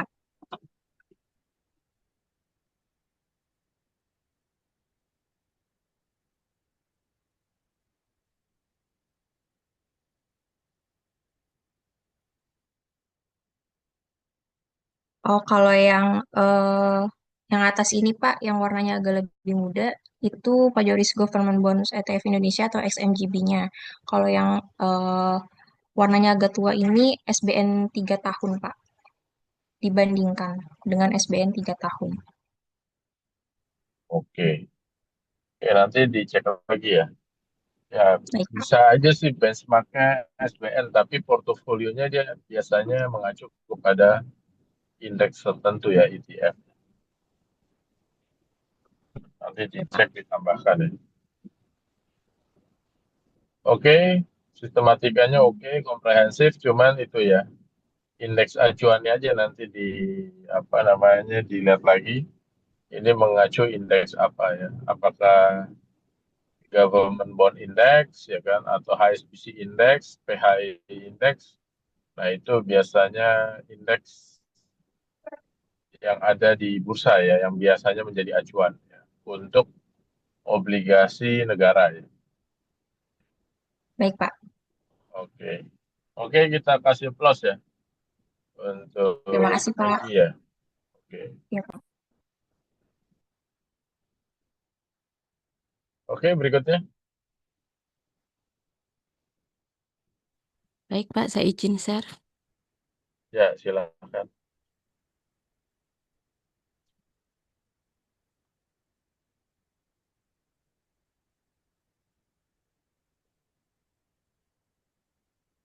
Selamat malam, Pak Pardoman dan rekan-rekan sekalian. Saya Raras akan mempresentasikan tentang reksadana indeks mandiri ETF Sri Kahati dengan kode emitennya yaitu XMSK. Profil indeks mandiri ETF Sri Kahati ini merupakan kontrak investasi kolektif yang diperdagangkan di Bursa Efek sebagaimana termaktub dalam Akta Kontrak Investasi Kolektif Reksadana Indeks Mandiri ETF nomor 44 tanggal 27 Mei 2024 dibuat di hadapan Notaris Leolin Jayayanti yang berkontrak yaitu PT Mandiri Manajemen Investasi sebagai manajer investasi dengan Deutsche Bank AG Cabang Jakarta sebagai bank kustodian.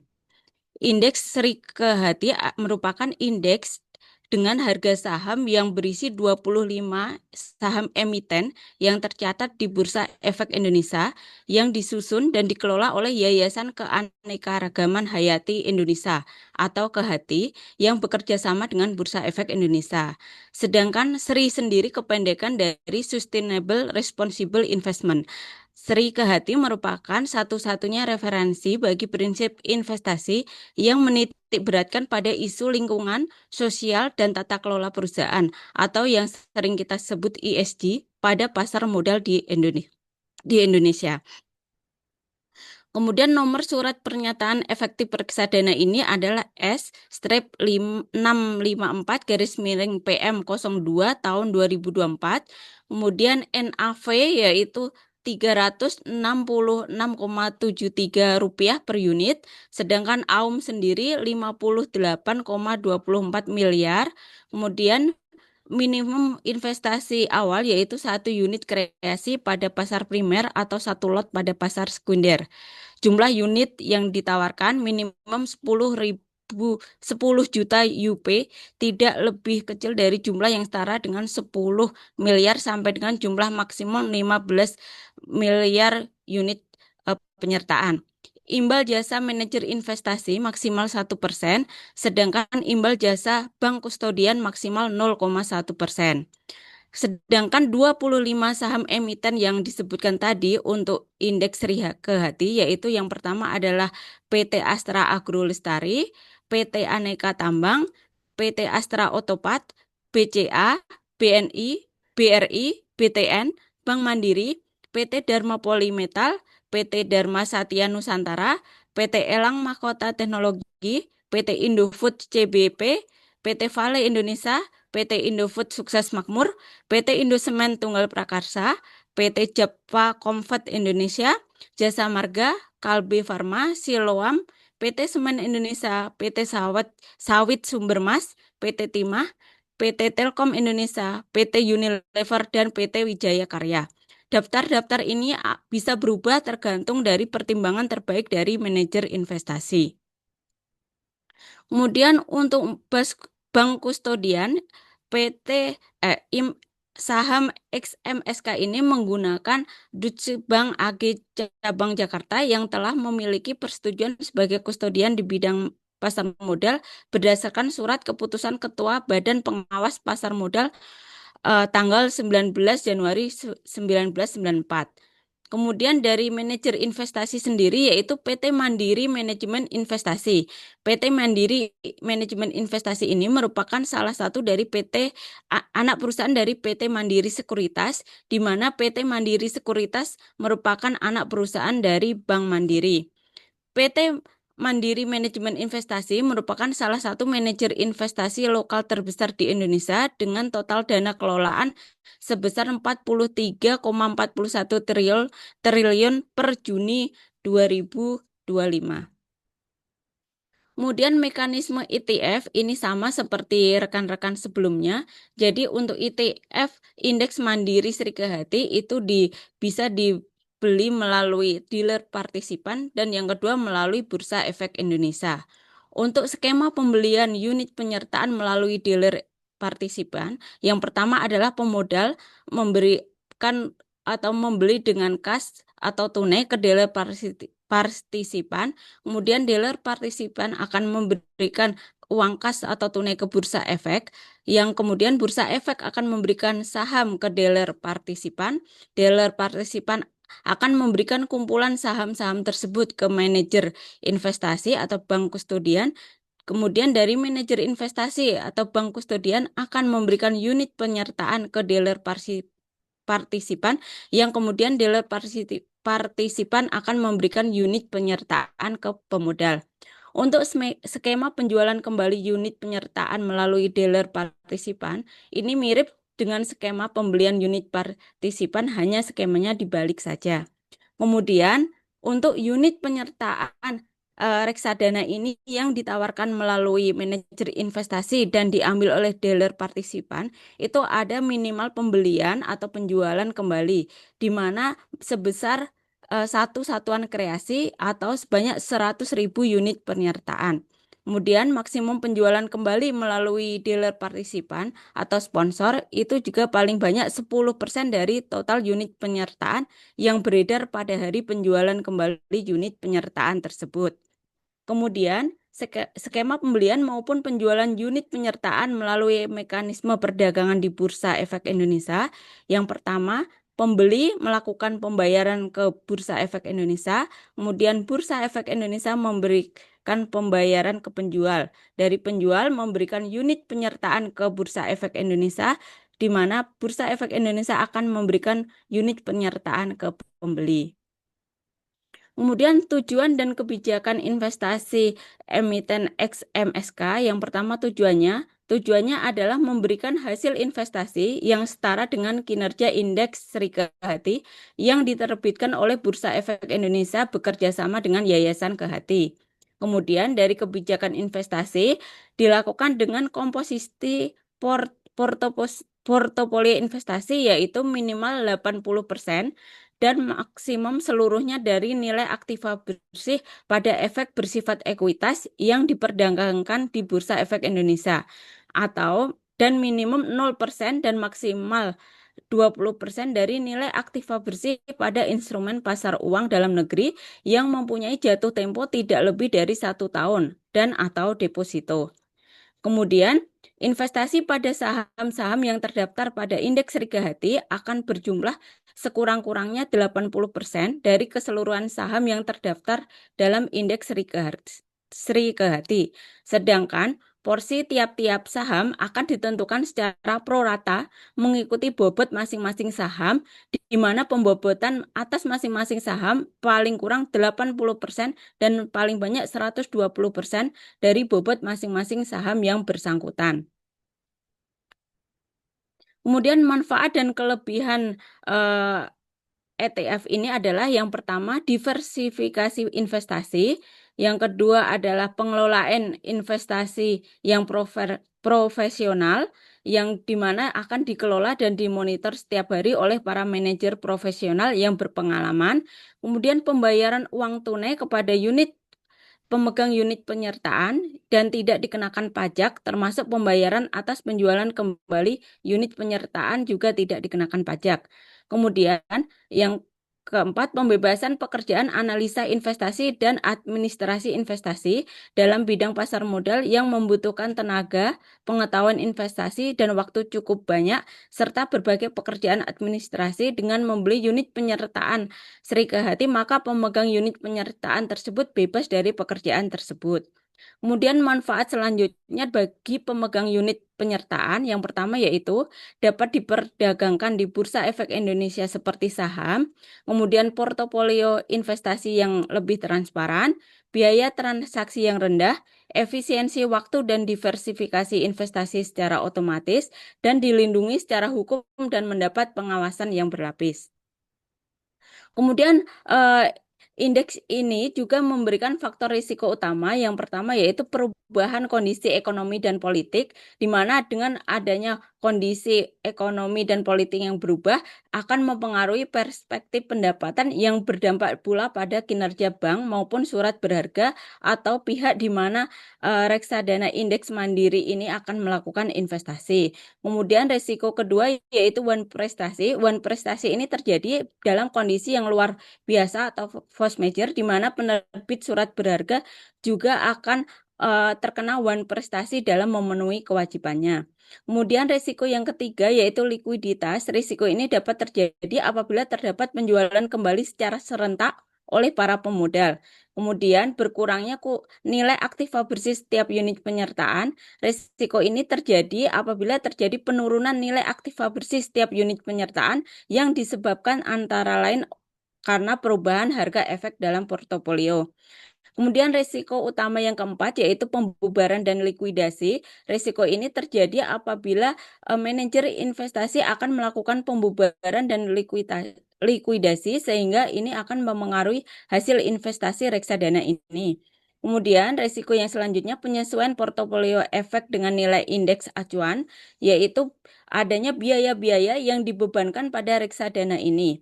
Kemudian risiko yang selanjutnya terkait dengan indeks Serikahati. Dalam penerbit indeks menghentikan penghitungan atau berhentinya mempublikasikan penghitungan indeks Serikahati atau izin penggunaan lisensi yang diakhiri, maka manajer investasi akan membubarkan reksadana ini. Kemudian resiko yang terakhir yaitu resiko pihak ketiga apabila terjadi one prestasi oleh pihak yang terkait dengan unit penyertaan reksadana ini, maka risiko yang dihadapi oleh pemodal adalah transaksi pembelian atau penjualan unit penyertaan oleh pemodal yang tidak berhasil dilakukan. Kemudian terkait kinerja ETF ini, kinerja per 30 Juni 2025 terdapat cukup bagus dibandingkan benchmark, yaitu di 1 bulan itu minus 6,93, cukup bagus dibandingkan benchmark yaitu indeks Serikahati 7,57%.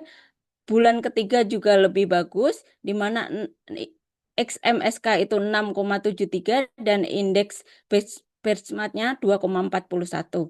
Dan kinerja tertinggi yaitu di bulan Mei yaitu di 8,30%. Kemudian kinerja terendah itu di bulan Februari 2025 yaitu di minus 14,67%.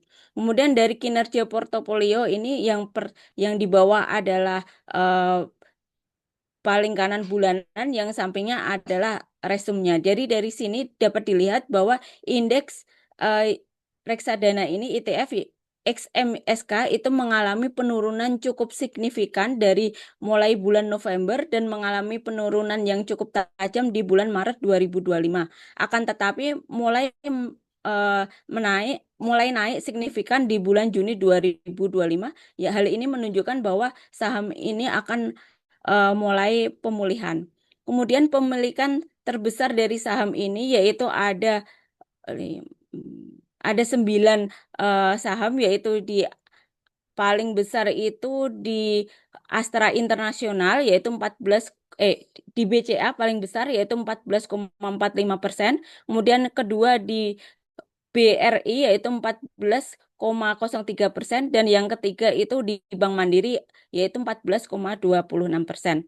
Kemudian alokasi sektor dari ETF ini yaitu paling besar itu di finansial yaitu 53,31%, diikuti oleh industrial 13,35%, customer di 10,61%, material 8,26%, dan yang lainnya di 13,10%.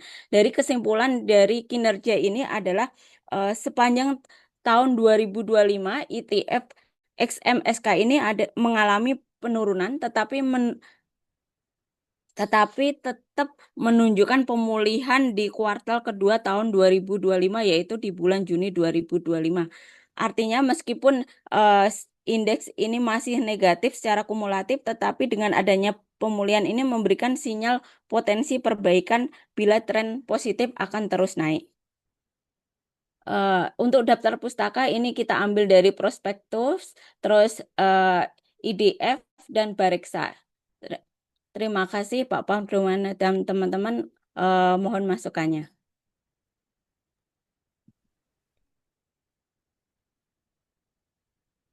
Oke, komprehensif ya, Bu Raras ya. Ini ETF, apa benchmarknya? Indeks Rika Hati, Pak. Oke. Jadi memang satu indeks itu bisa dikelola atau menjadi rujukan beberapa ETF ya. Nah, saat ini memang untuk sustainability masih indeks Rika Hati ya, yang menjadi acuan ya. Nah, ini memang menarik nih kalau misalnya nanti dibuat indeks terkait sustainability atau ESG ya, environment, social and governance, itu dibuat indeks lagi kan itu ya. Nah, juga nanti yang buat tesis ya, kalau mau meneliti tentang ETF nih udah banyak nih contoh-contohnya ya. Jadi bisa melakukan penelitian tentang ETF. Walaupun tadi dikatakan kinerjanya ada sempat di atas ya, beberapa kali di atas benchmarknya. Tapi tujuan ETF sebenarnya adalah bukan mengalahkan pasar, tapi adalah seberapa sama justru dia dengan indeks acuannya. Justru kalau dia simpangannya terlalu jauh, justru MI gagal mereplikasi indeks acuannya. Beda dengan reksadana konvensional yang targetnya atau tujuannya mengalahkan pasar atau indeks benchmarknya. Kalau ETF ini justru seberapa mirip pergerakan portofolio yang dibuat dengan indeks acuannya. Jadi kalau dia menyimpang, justru kinerjanya kurang baik kan gitu bagi investor. Nah, itu bisa diuji kan gitu. Atau bisa dites dan itu bisa menjadi tesis tuh. Nah, kemiripan itu namanya tracking error ya. Jadi seberapa sering dia error atau selisihnya seberapa jauh portofolio yang dibuat dengan indeks acuannya. Nah, diujinya tracking error ya. Oke, good ya, Bu Raras ya. Ada yang mau tanya terkait Serika Hati? Ini Serika Hati yang kedua ya berarti ya? Iya, Pak. Ini dana kelolaannya berapa? 58 miliar, Pak. 58 miliar ya. Nah, ini cukup lumayan juga, masih berkembang. Tadi yang pertama itu 1 triliun ya. Iya, 1,2 Pak. 1,2 triliun. Jadi totalnya 1,25 triliun berarti. Masih Dari ada dua. yang lain Pak yang Serika Hati, ada yang BNI-nya juga, ada STAR juga Pak. Cuman saya belum dapat informasi total dana kelolaannya kalau di Oke, semua. BNI juga Oh, itu subsidiary salah satu BUMN, Bank iya. BNI ya, BNI Asset Management. Tuh. Nah, STAR juga lumayan tuh biasanya dia. Iya. Kinerjanya juga AUM-nya juga lumayan. Oke ya, jadi makin banyak ya perspektifnya, makin banyak informasi tentang ETF-nya ya.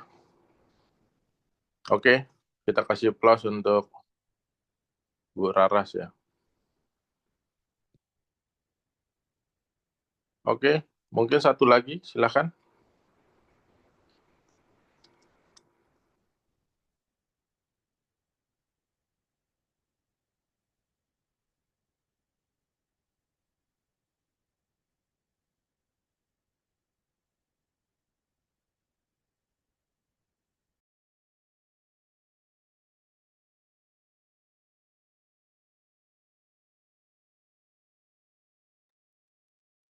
Udah nggak ada yang mau presentasi?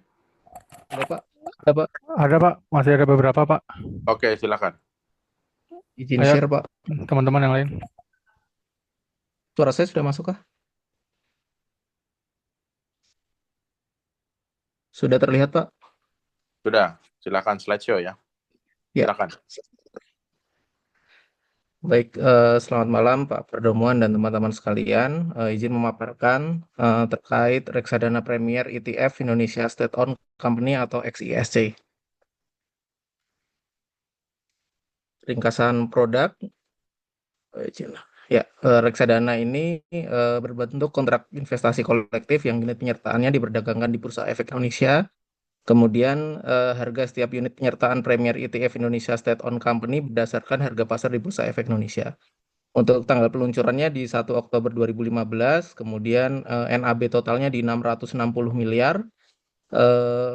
Jumlah unit yang ditawarkan adalah 100 miliar dengan NAB per unit di 737 rupiah per unit. Kemudian minimum investasi awal per unit adalah di 100.000 unit. Ini izin next. Untuk manajer investasi adalah PT Indo Premier Investment Management, di mana IPIM melayani investor retail dan corporate termasuk namun tidak terbatas pada dana pensiun, asuransi, dan yayasan. Kemudian bank kustodian adalah Dus Bank EJ Cabang Jakarta. Untuk mekanisme ETF kurang lebih sama dengan teman-teman yang sebelumnya, yaitu di pasar perdana skema pembelian unit dari pemodal ke dealer partisipan, kemudian bursa efek, kemudian melalui juga manajer investasi atau bank kustodian. Kemudian untuk di pasar sekunder, pembeli dan penjual transaksi terjadi di antar investor. Tujuan investasi untuk Premier ETF Indonesia State Owned Companies bertujuan untuk memberikan tingkat pertumbuhan yang optimal atas nilai investasi pada efek bersifat ekuitas yang diterbitkan oleh korporasi yang telah dijual dalam penawaran umum dan atau diperdagangkan di Bursa Efek Indonesia dengan konsentrasi investasi pada saham-saham BUMN. Untuk kebijakan investasi sendiri, Premier ETF Indonesia State Owned Companies minimum 80% pada efek bersifat ekuitas yang diterbitkan oleh korporasi. Kemudian ketentuan lanjutannya adalah minimum 60% dari efek bersifat ekuitas tersebut adalah pada saham-saham BUMN. Kemudian sisanya maksimum 20% pada instrumen pasar uang dalam negeri yang mempunyai jatuh tempo kurang dari 1 tahun dan atau deposito. Manajer investasi dapat mengalokasikan kekayaan dari Premier ETF Indonesia State Owned Companies ini pada kas hanya dalam rangka penyelesaian transaksi efek, pemenuhan kewajiban pembayaran kepada pemegang unit penyertaan, dan biaya-biaya Premier ETF Indonesia State Owned Companies berdasarkan kontrak investasi kolektifnya. Untuk manfaat dan kelebihan investasi, pemegang unit Premier ETF Indonesia State Owned Companies dapat memperoleh manfaat investasi antara lain dapat diperdagangkan di Bursa Efek Indonesia seperti saham, kemudian portofolio investasi yang transparan, biaya transaksi yang rendah, pembagian hasil investasi, dan efisiensi waktu dan diversifikasi investasi secara otomatis. Kemudian resiko investasi yang kemungkinan dihadapi oleh investor adalah yang pertama risiko perubahan kondisi ekonomi dan politik, di mana sistem ekonomi terbuka yang dianut Indonesia sangat rentan terhadap perubahan ekonomi internasional. Kemudian resiko berkurangnya nilai unit penyertaan, di mana nilai aktiva bersih akan berubah sejalan dengan perubahan harga pasar efek-efek yang ada di dalam portofolio. Kemudian risiko konsentrasi saham-saham, yaitu kinerja portofolio dipengaruhi oleh kinerja dari kelompok saham tersebut dan cenderung lebih fluktuatif. Yang keempat, risiko perdagangan, di mana manajer investasi tidak dapat membuat pernyataan bahwa unit penyertaan yang diperdagangkan di bawah atau di atas nilai aktiva bersih per unit.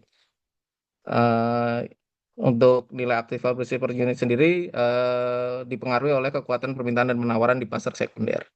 Kemudian risiko likuiditas, tidak ada jaminan bahwa unit penyertaan akan aktif diperdagangkan, dan risiko pihak ketiga ketika ada wan prestasi oleh pihak-pihak yang berkait dengan unit penyertaan.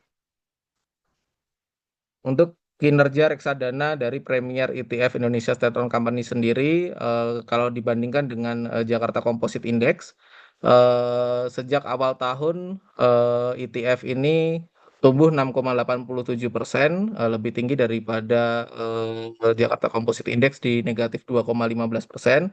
Namun sejak peluncuran di 2015, Premier ETF State Owned Companies ini tumbuh 49,79%, masih di bawah dari Jakarta Composite Index yaitu 64,01%. Kemudian alokasi aset saat ini portofolio reksadana di saham 85,96%, deposito di 9,08%, dan kas di 4,96%. Dengan sektor yang terbesar ada di keuangan sebesar 40,95% dan diikuti infrastruktur di 21,42%. Untuk 10 kepemilikan terbesar ada di Antam, Bank BNI, BRI, BTN, Bank Mandiri, kemudian Bank Syariah Indonesia, Mitratel, PGN, dan Telkom. Kemudian ada juga deposito di Dusbank di 9,08%. Demikian presentasi dari saya. Apabila ada masukan, dipersilahkan. Terima kasih, Pak. Oke. Presentasinya komprehensif ya. Tadi dukungan data. Tadi berapa total AUM-nya? 660, Pak.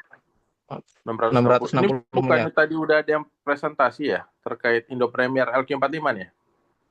Kalau ini yang state owned companies, Pak, yang BUMN, Pak, Oke, XCST. indeks BUMN ya? Iya.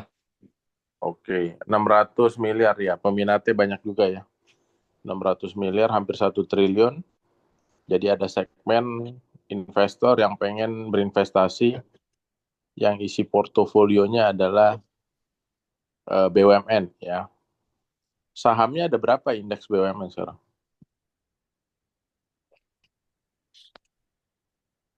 Saya belum ada data detailnya, Pak. Mungkin nanti bisa kita tambahkan. Cuman kalau ini ada yang diinvestasikan oleh reksadana ini ada tadi, Pak, kebanyakan di keuangan dan beberapa di infrastruktur. Oke.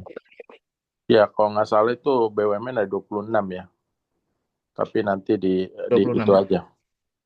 26 saham ya. Tapi ya itu, teknik ETF itu bisa indexing, apa istilahnya replikasi, bisa juga dia sifatnya adalah representatif. Jadi misalnya isinya 26, dia cuman isinya 15 kan gitu ya. Karena 15 itu sudah mewakili 80-90% pergerakan indeks yang dijadikan benchmark ya. Baik, Pak.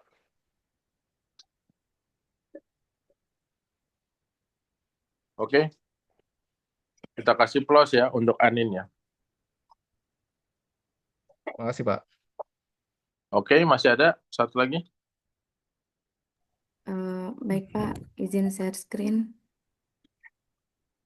Oke, silakan.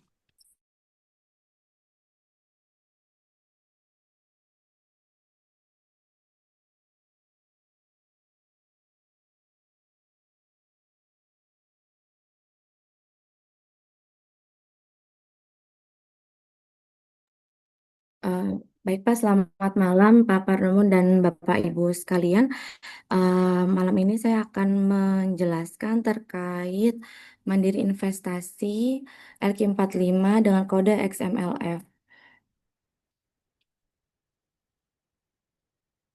Untuk yang pertama, overview sendiri dari PT Mandiri Manajemen Investasi itu merupakan anak perusahaan dari Mandiri Sekuritas, di mana Mandiri Sekuritas sendiri adalah anak perusahaan dari PT Bank Mandiri Persero Tbk. Kemudian untuk produk yang akan kita bahas pada hari ini yaitu Mandiri ETF LQ45, yaitu reksadana indeks ETF yang berinvestasi pada saham-saham blue chip yang terdapat di dalam indeks LQ45. Reksadana indeks ini berbentuk kontrak investasi kolektif yang unit penyertaannya diperdagangkan di Bursa Efek berdasarkan Undang-Undang Nomor 8 Tahun 95 tentang pasar modal beserta peraturan pelaksanaannya. Untuk produk ini sendiri diluncurkan pada 3 Maret 2023. Kemudian untuk fitur produk Mandiri ETF LQ45 sendiri, tanggal efektifnya 15 Februari 2023, kemudian tanggal peluncurannya 6 Maret 2023, jenis reksadanya ETF, denominasinya rupiah, kemudian ada kebijakan investasi, efek ekuitas yang terdaftar dalam indeks LQ45 sebesar 80-100% dan instrumen pasar uang 0 sampai 20%. Tolak ukurnya yaitu kepada indeks LQ45. Untuk minimum pembelian awal itu di 1000 lot atau satu lotnya sama dengan 100 lembar. Kemudian minimum penjualan kembali di 1000 lot, minimum satu lotnya 100 lembar juga. Dan untuk minimal pembelian awal di pasar sekunder itu satu lot yaitu 100 lembar dan minimum penjualan kembalinya juga di satu lot 100 lembar. Untuk biaya manajer investasinya maksimal 1% per tahun, kemudian biaya bank kustodiannya maksimal 0,15% per tahun, dan untuk bank kustodiannya sendiri yaitu Dutch Bank EG Cabang Jakarta yang telah memiliki persetujuan sebagai bank kustodian di bidang pasar modal berdasarkan surat keputusan Ketua Badan Pengawas Pasar Modal. Dan kemudian untuk manajer investasinya sendiri yaitu PT Mandiri Manajemen Investasi yang merupakan salah satu manajer investasi lokal terbesar di Indonesia dengan total dana kelolaan sebesar 43,41 triliun berdasarkan data per 30 Juni 2025. Kemudian untuk mekanisme ETF Mandiri LQ45 sendiri bisa melalui dua metode pembelian yaitu pasar primer dan pasar sekunder. Di mana untuk pasar primer itu adalah pasar di mana efek-efek diperdagangkan untuk pertama kalinya sebelum dicatatkan di Bursa Efek. Untuk transaksi di pasar primer, transaksi jual beli sahamnya dapat dilakukan dengan minimal pembelian satu basket atau 1000 lot atau 100.000 unit penyertaan. Sedangkan untuk di pasar sekunder sendiri, di mana efek-efek yang telah dicatatkan di Bursa Efek diperjualbelikan dan untuk transaksi jual belinya sendiri dilakukan dengan minimal pembelian yang lebih rendah yaitu satu lot atau 100 unit penyertaan. Dan untuk resiko produk sendiri, ada beberapa resiko produk, diantaranya resiko perubahan kondisi ekonomi dan politik, kemudian resiko wan prestasi, resiko likuiditas, kemudian resiko berkurangnya nilai aktiva bersih setiap unit penyertaan, kemudian juga ada resiko transaksi melalui media elektronik, kemudian ada resiko pembubaran dan likuidasi, dan resiko tracking error. Di sini juga saya menambahkan profil risiko investor yang cocok untuk Mandiri ETF LQ45, yaitu untuk investor dengan profil risiko agresif dan investor yang menginginkan investasi jangka panjang. Kemudian tujuan dan kebijakan investasinya, tujuan investasinya sendiri yaitu memberikan hasil investasi yang setara dengan kinerja indeks LQ45 yang diterbitkan oleh Bursa Efek Jakarta. Dan untuk kebijakan investasinya, efek ini bersifat ekuitas minimal 80% atau seluruhnya dari nilai aktiva bersih pada efek bersifat ekuitas yang diperdagangkan di Bursa Efek Indonesia serta terdaftar dalam indeks LQ45. Kemudian pasar uang dan atau deposito sebesar 0 sampai 20% dari nilai aktiva bersih pada instrumen pasar uang dalam negeri yang mempunyai jatuh tempo tidak lebih dari 1 tahun atau deposito sesuai dengan peraturan perundang-undangan yang berlaku di Indonesia. Sedangkan untuk komposisi portofolio sendiri ada di saham 97,81% dan untuk depositonya 0%. Manfaat dan kelebihan dari ETF LQ45 ini yaitu pengelolaan secara profesional, kemudian diversifikasi investasi, yang ketiga potensi pertumbuhan nilai investasi, dan yang keempat kemudahan pencairan. Ini berdasarkan prospektus dari Mandiri ETF LQ45 itu sendiri. Dan untuk kinerja Mandiri ETF LQ45 untuk nilai AUM-nya sendiri sampai dengan bulan Juni 2025 itu 10,66 miliar. Untuk NFI per unitnya Rp582,7. Dan untuk kinerjanya sendiri, kalau kita lihat dari 1 bulan sejak launching sampai dengan pembentukan, itu ada di minus 0,19. Kita benchmark-nya terhadap saham-saham LQ45, di mana untuk kinerja benchmark sendiri itu dari awal pembentukan ETF ini sampai saat ini itu minus 17,71%. Kalau kita lihat dari grafik di bawah, ini reksadana Mandiri ETF LQ45 ini pernah mencapai kinerja tertinggi di 7,28% pada bulan Mei 2025 dan pernah mencapai kinerja terendah itu di minus 14,47% pada bulan Februari 2025. Kalau saya dapat dari beberapa informasi, kinerja terendah di bulan Februari itu salah satunya atas kebijakan dalam negeri terkait efisiensi yang diumumkan oleh pemerintah baru. Untuk eksternalnya itu yaitu kebijakan Trump mengenai pajak ekspor ya terhadap Cina. Kemudian untuk pemilikan terbesar sahamnya itu ada di Bank Rakyat Indonesia sebesar 14,41%. Kemudian yang kedua ada di Bank Sentral Asia 14,27%, dan yang ketiga di Bank Mandiri Persero Tbk. Sedangkan untuk alokasi sektornya sendiri itu ada 5 sektor. Paling besar di finansial di 45,22% dan paling kecil di consumer staples di 8,88%. Untuk terakhir, kesimpulan dari kinerja ini yang pertama, outperform benchmark-nya XMLF konsisten mencatatkan kinerja lebih baik daripada indeks LQ45 di hampir semua periode dari mulai 1 bulan sampai sejak pembentukannya. Kemudian yang kedua, volatilitas tinggi. Pergerakan bulanan bisa sangat ekstrim antara minus 14,47 hingga plus 7,28%, sehingga cocok untuk investor yang siap menghadapi fluktuasi harga. Kemudian yang ketiga, kinerja negatif secara absolut walaupun lebih baik dari indeks, kinerjanya tetap negatif dalam jangka menengah atau 1 tahun dan sejak pembentukan, artinya risiko pasar masih dominan. Dan yang terakhir, potensi jangka panjang jika IHSG dan LQ45 membaik, ETF ini berpotensi memberikan keuntungan lebih karena basisnya saham-saham big cap liquid atau LQ45.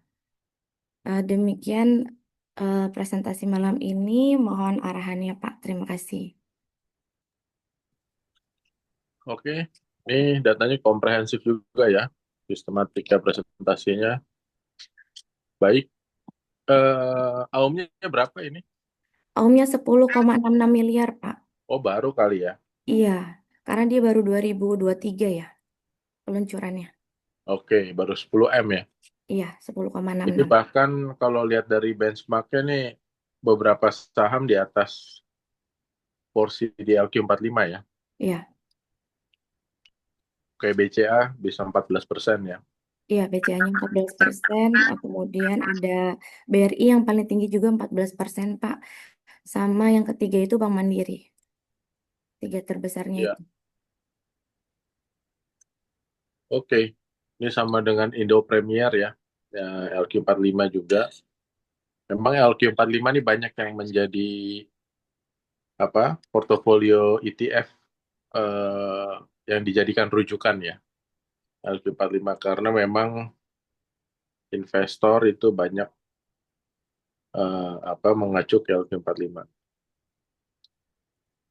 Oke, ada pertanyaan untuk ETF LQ45 yang dikelola oleh Mandiri Manajer Investasi atau MMI?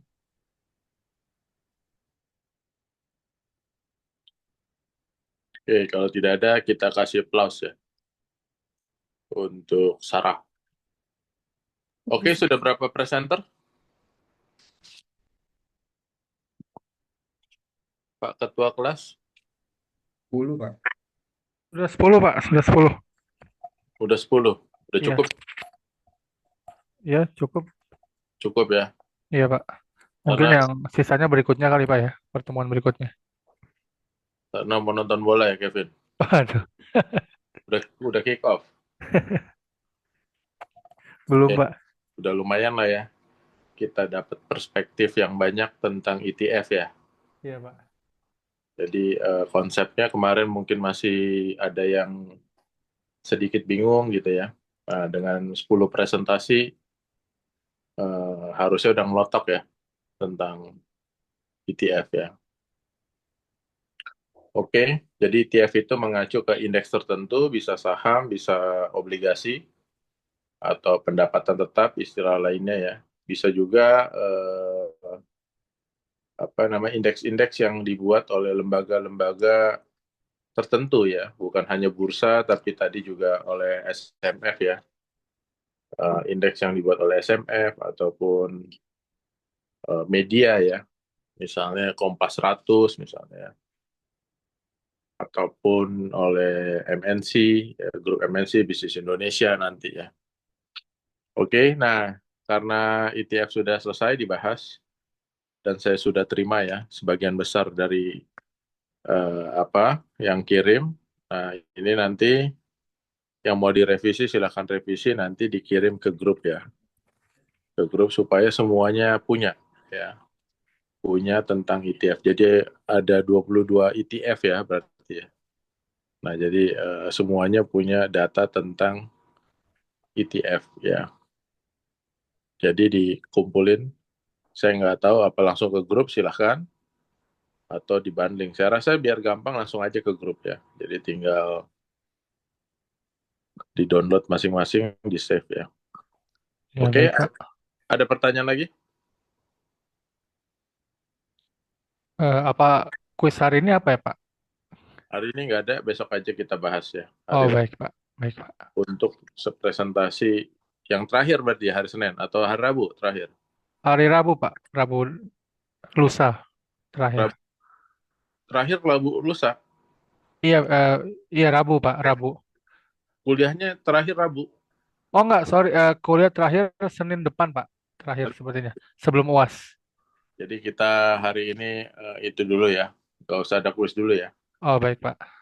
Nanti besok Rabu kita bahas, baru Senin presentasi lagi ya. Oh, baik, Pak. Oke, thank you semua ya. Terima kasih. Selamat malam, Terima kasih, Pak. Pak. Banyak, Pak. Selamat malam. Malam.